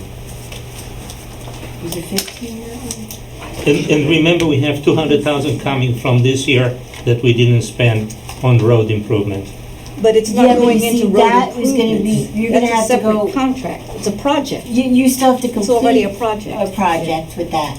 You still too high? There was a change order done where one of the road programs was not completed, and you're Yes. gonna have to go out to bid. So that to money get- is and that- separate. But it has to come in, No, it No, comes, it's already an It's already existing in that- project. And when Bought. you do a bond ordinance, that bond ordinance specifies what the money is to be used for, Okay, and well, that's we will, because the Okay. we're investors. arguing over something, we all agree. Okay. It's Yeah. gotta go to that, you know how to do it, he doesn't.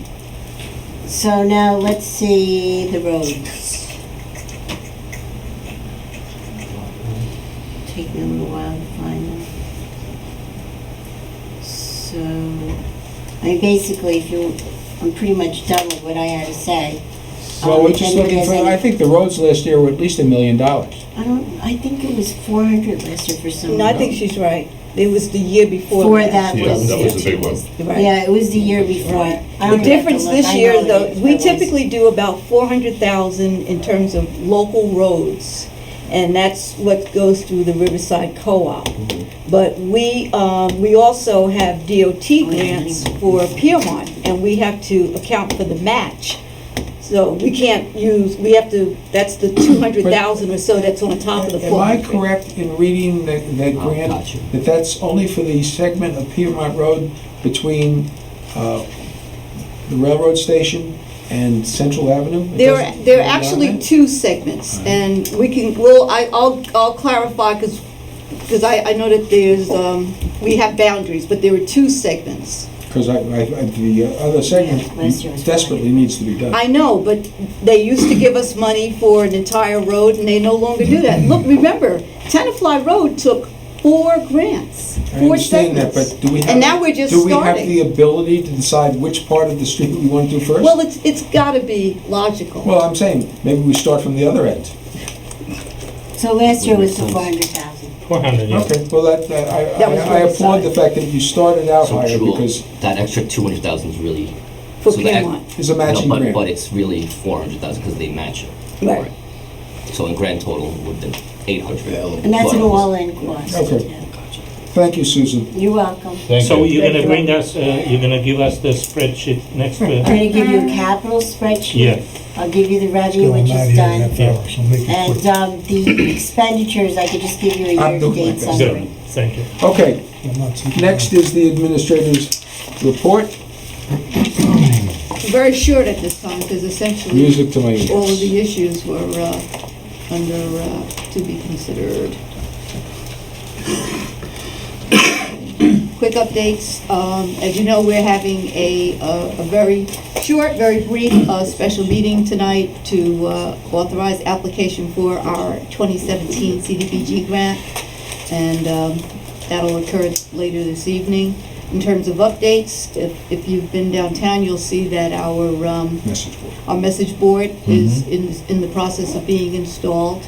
The Wi-Fi has been installed at the senior center. Yes, it works And wonderfully. now we're waiting for the server to come. We've had our initial meeting with the Oresco Park project team, and our next team meeting will be January 10th, and we'll be reviewing the preliminary 30% design concept, and the consultant will be invited to the council meeting on January 23rd, so that you have an opportunity to see it and also give your feedback Just one before we second, move to the sorry. 60% level. The IT at the senior center, is it secure or unsecure? There's a password. There is a password, but everybody has the same password? Yes. Then it's unsecure. No, it's secure. 1, 2, 3, 4. No, if everybody has it for one user, all right. The whole idea was the users That's to use wanted. it. The They just users Yeah, want to wanted it's use fine, it. it's fine. It's Yeah. fine, that's how it is, but it's just they have to be made aware that they should not use personal or something data for that during that, while they are there. And because we talk about that, when are we gonna get the secure password here for the council? When I talked to Bob Caputo about that. We Huh. didn't address that this week, because right now we're doing the fire department communication installation. All right, thank Plus, you. as you know, they had an issue with security. That's an understatement. Okay. That's basically it. Okay, under correspondence, folks, where is it? We have a letter basically not supporting spending a lot of money on the pond. Lisette, if you would just thank them for their letter and let them know we're taking it under advisement, and that we are very concerned about costs such as these, without saying too much more. The other letter is from DNC, from Honda of Tenafly, excuse me. Their time limit had run out on the parking lot at what used to be Stancato's. They've asked for a continuation, which I don't think hurts anybody, but they're not using it now. They may not use it, but just in case they want to use it, and obviously if the property is ever sold, that will come to an end. So they want to have the possibility to use it if they need If they need it. it. They need, that's great. I'm When did fine they with become that. Honda of Tenafly? I always thought they were DNC. No, it's Honda of Tenafly for quite some time now. Never read this. Anybody have any questions about the resolutions? No. Okay, under old business, The tree ordinance? The tree ordinance. yeah, Bill? Planning board needs. Well, you'll recall that last time the planning board had some, I guess, some questions. They didn't have questions, they just said that they want an explanation of the changes. I think they were under the misconception that the way I'd written it made, and then maybe the mayor can say if it's correct or not, had made an exception for swimming pools and tennis courts, when actually we did the opposite. Yeah. We made swimming pools and tennis courts were an exception from the exception that we gave for home improvement. I did send a memo out explaining what we were trying to do and you know how it worked. Jeff Zen, who's the planning board attorney, got back and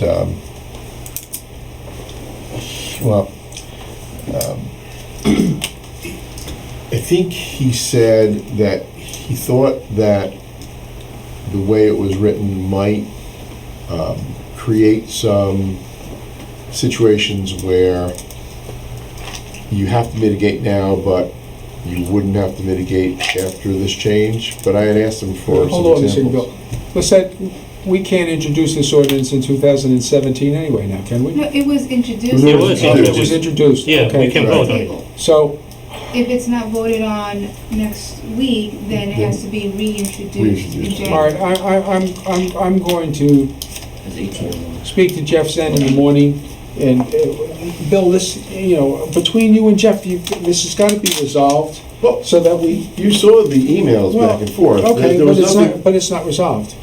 Well, I don't know what's not resolved. Well, I still don't know what is the planning board saying. So the question of planning board, the planning board really is, what's different here? And we explained to them, didn't we? Well, so in other words, if I go in front of the planning board and they say, what's different about this, Mark? I need to see the changes. Well, what's different is that that areas that fell within the building footprint and the footprint of improvements in the land development application would be exempted from Tree mitigation. tree mitigation.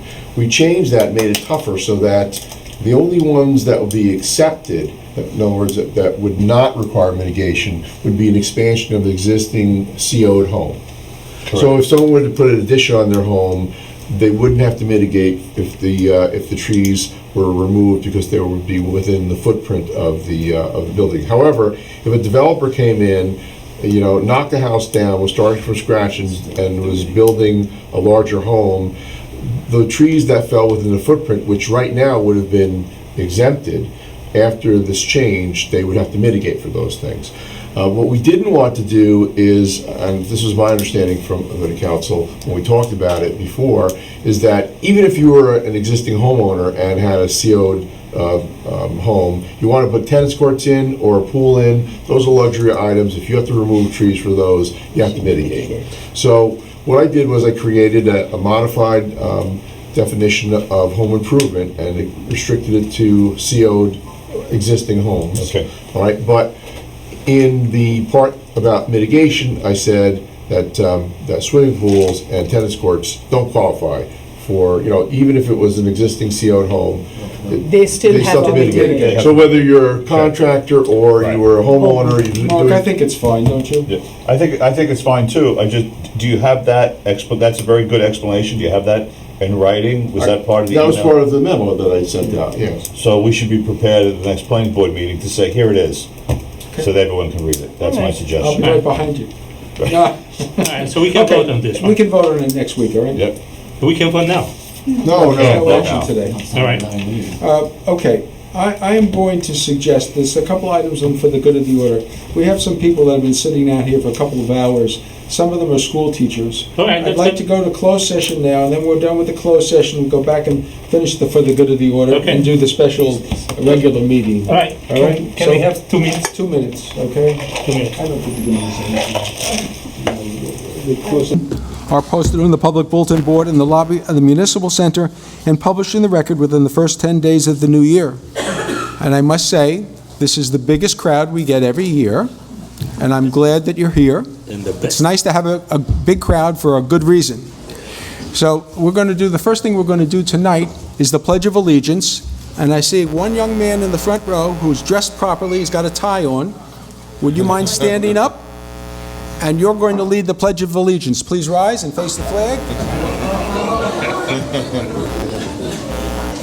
Whenever you're ready. Right here, right here. Go ahead.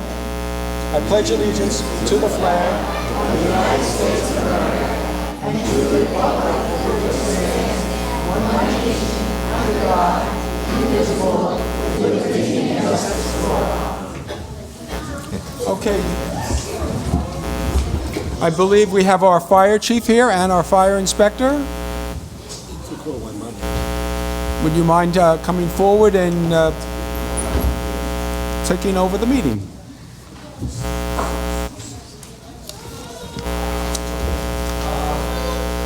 I'm Alden Blackwell, fire official. Every year, the Fire Prevention Bureau sponsors a fire prevention to promote fire safety and prevention and to get the children involved into that mode of fire prevention. All right. The contest is open to all students.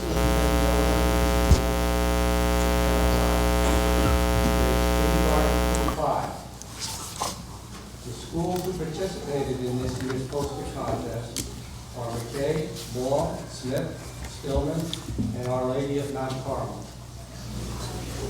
This year's theme for the poster contest was every second count, plan 2 ways out. That's to get across to the kids that they need to have a plan of how to get out of the house if something happens.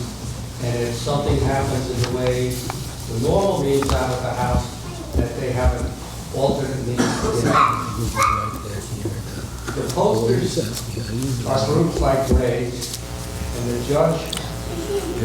judges pick first, second, third, and honorable mention winners in each grade, and we have one overall winner.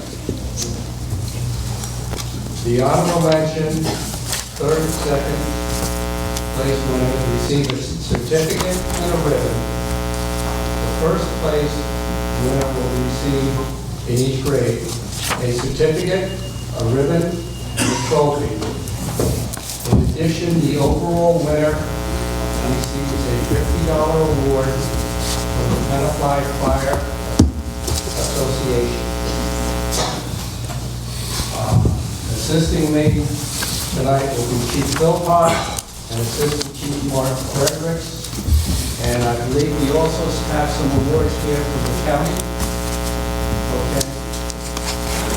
Which will be given out also. Okay, let's start off with anybody first.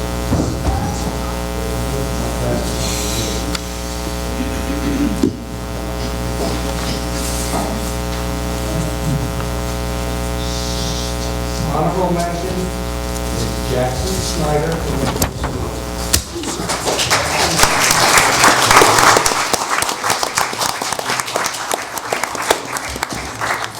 Jackson here? Yeah.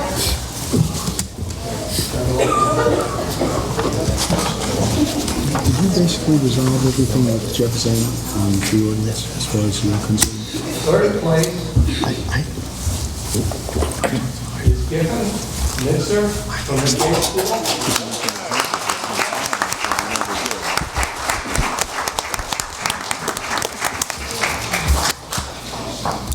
Right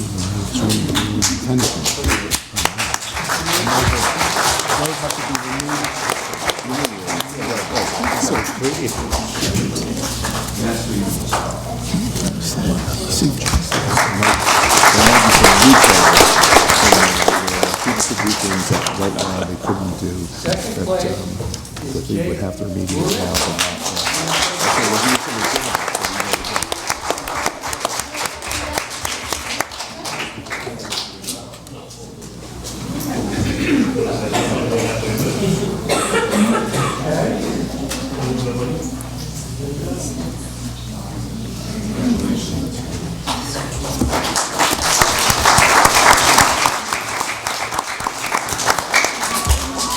First place is Olivia Lee.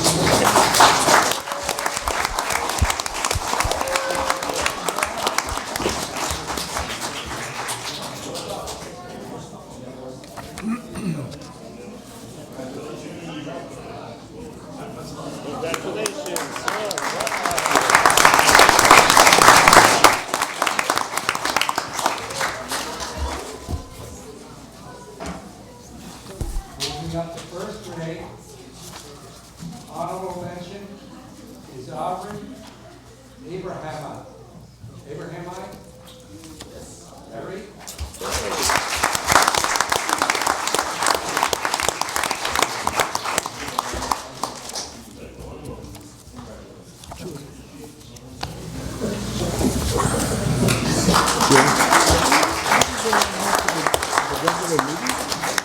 Third place, Brendan Key, or Lady of Mount Rock.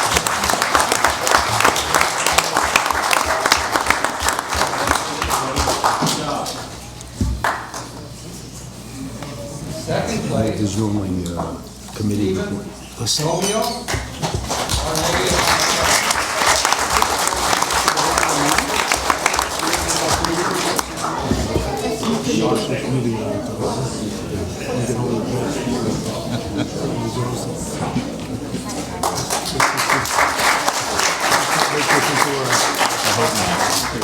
First place, first grade, is Kayla Lee, our Lady of Mount Rock. Prepare a report on legal matters for nothing. Not for tonight. When is it for? One in the first meeting of each month. So we'll give it to us on the 12th? Yeah. Second grade, Did we close honorable mention, on 5? 5, yeah. Luna We Lamberti. closed on, so we own it. Yeah.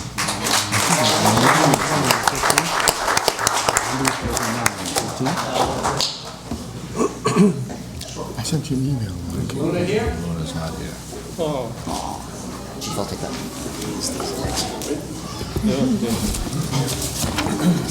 Third place, Tyler Poole, Our Lady of Mount Rock.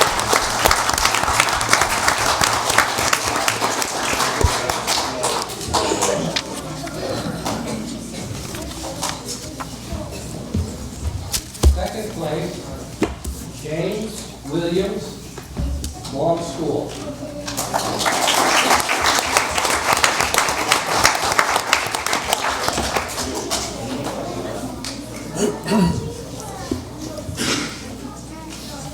And in first place, for second grade, Catherine Lee, Stillman School.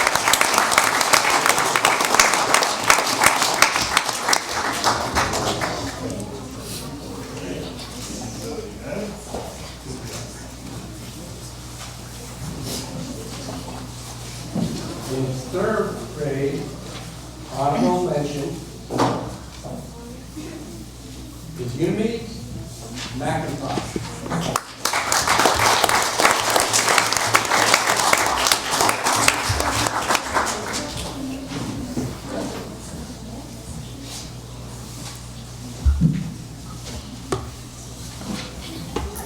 Third place is Kara Cole, Our Lady of Mount Park.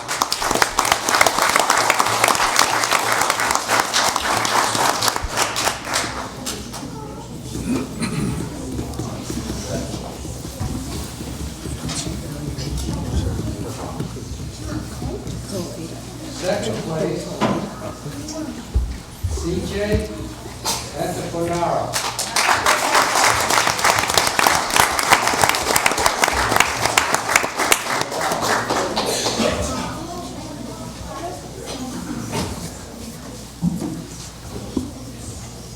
In first place for third grade is Olivia Rock.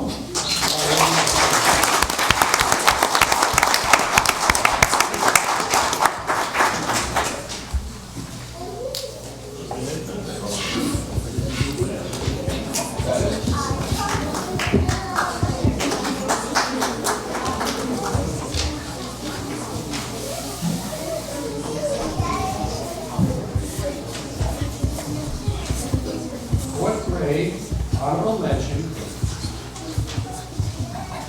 to Chio Lee, Our Lady of Mount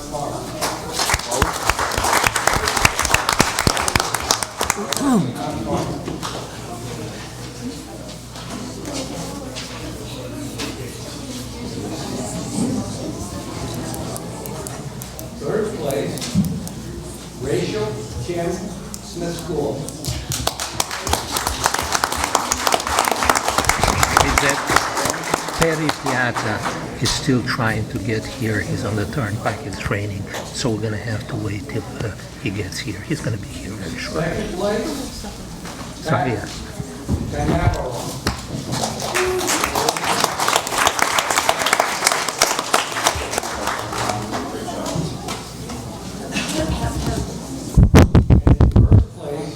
Fourth grade, Kiana Hina.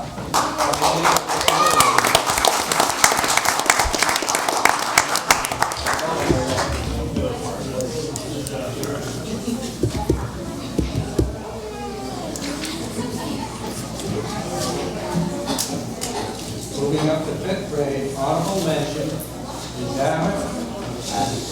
Adam Carrillo.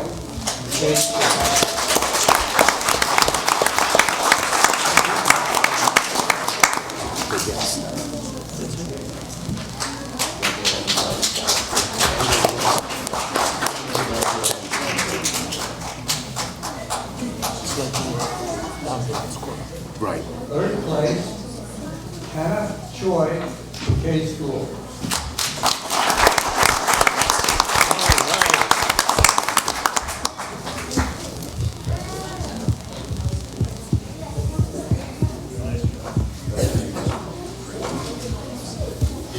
Second place, Caitlin Min, K School.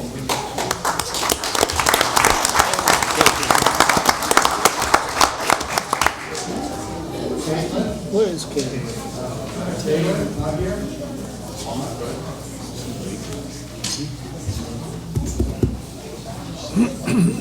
First place for fifth grade is Maya Fischler.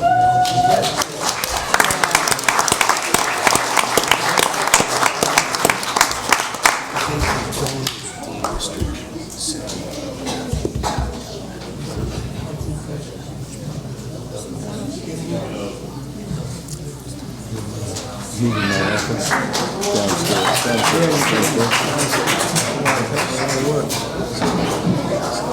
no phone since cell phone's coming in handy right now. No emails. Cell phone's coming in handy. The overall winner Yeah. is the Czech Fire Association. Only as a Is Olivia Waugh.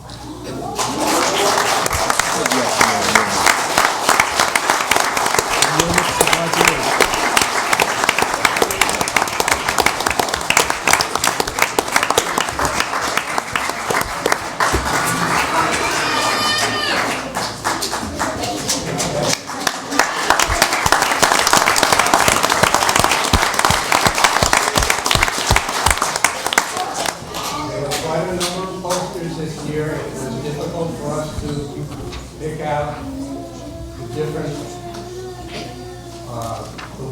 the different winners in each grade. Okay, that concludes our presentation here tonight. Those of you who wish, we will have a little reception in the McCandless room, which is the room outside the library on the south end of the building. We have some cookies, some little cupcakes, some juice, and coffee for everyone.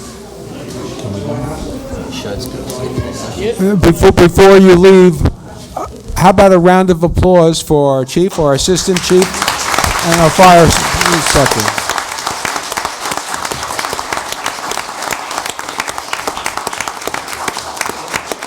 And you all deserve a round of applause too for participating in this program.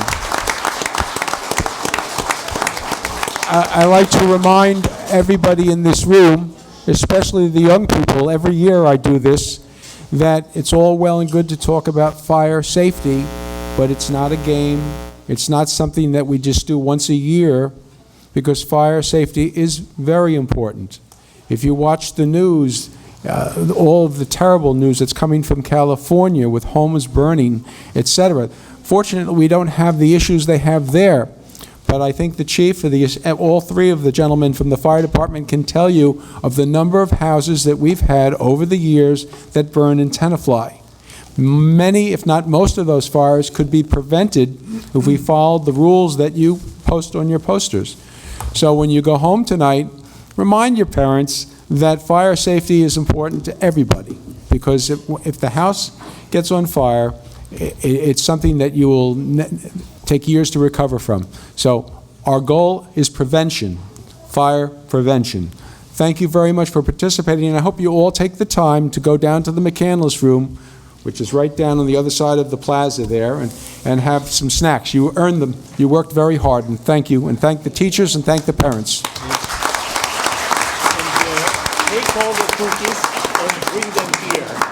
Bring the cookies here. And I also want to thank Councilman Park, who was the one responsible for getting the certificates from the county.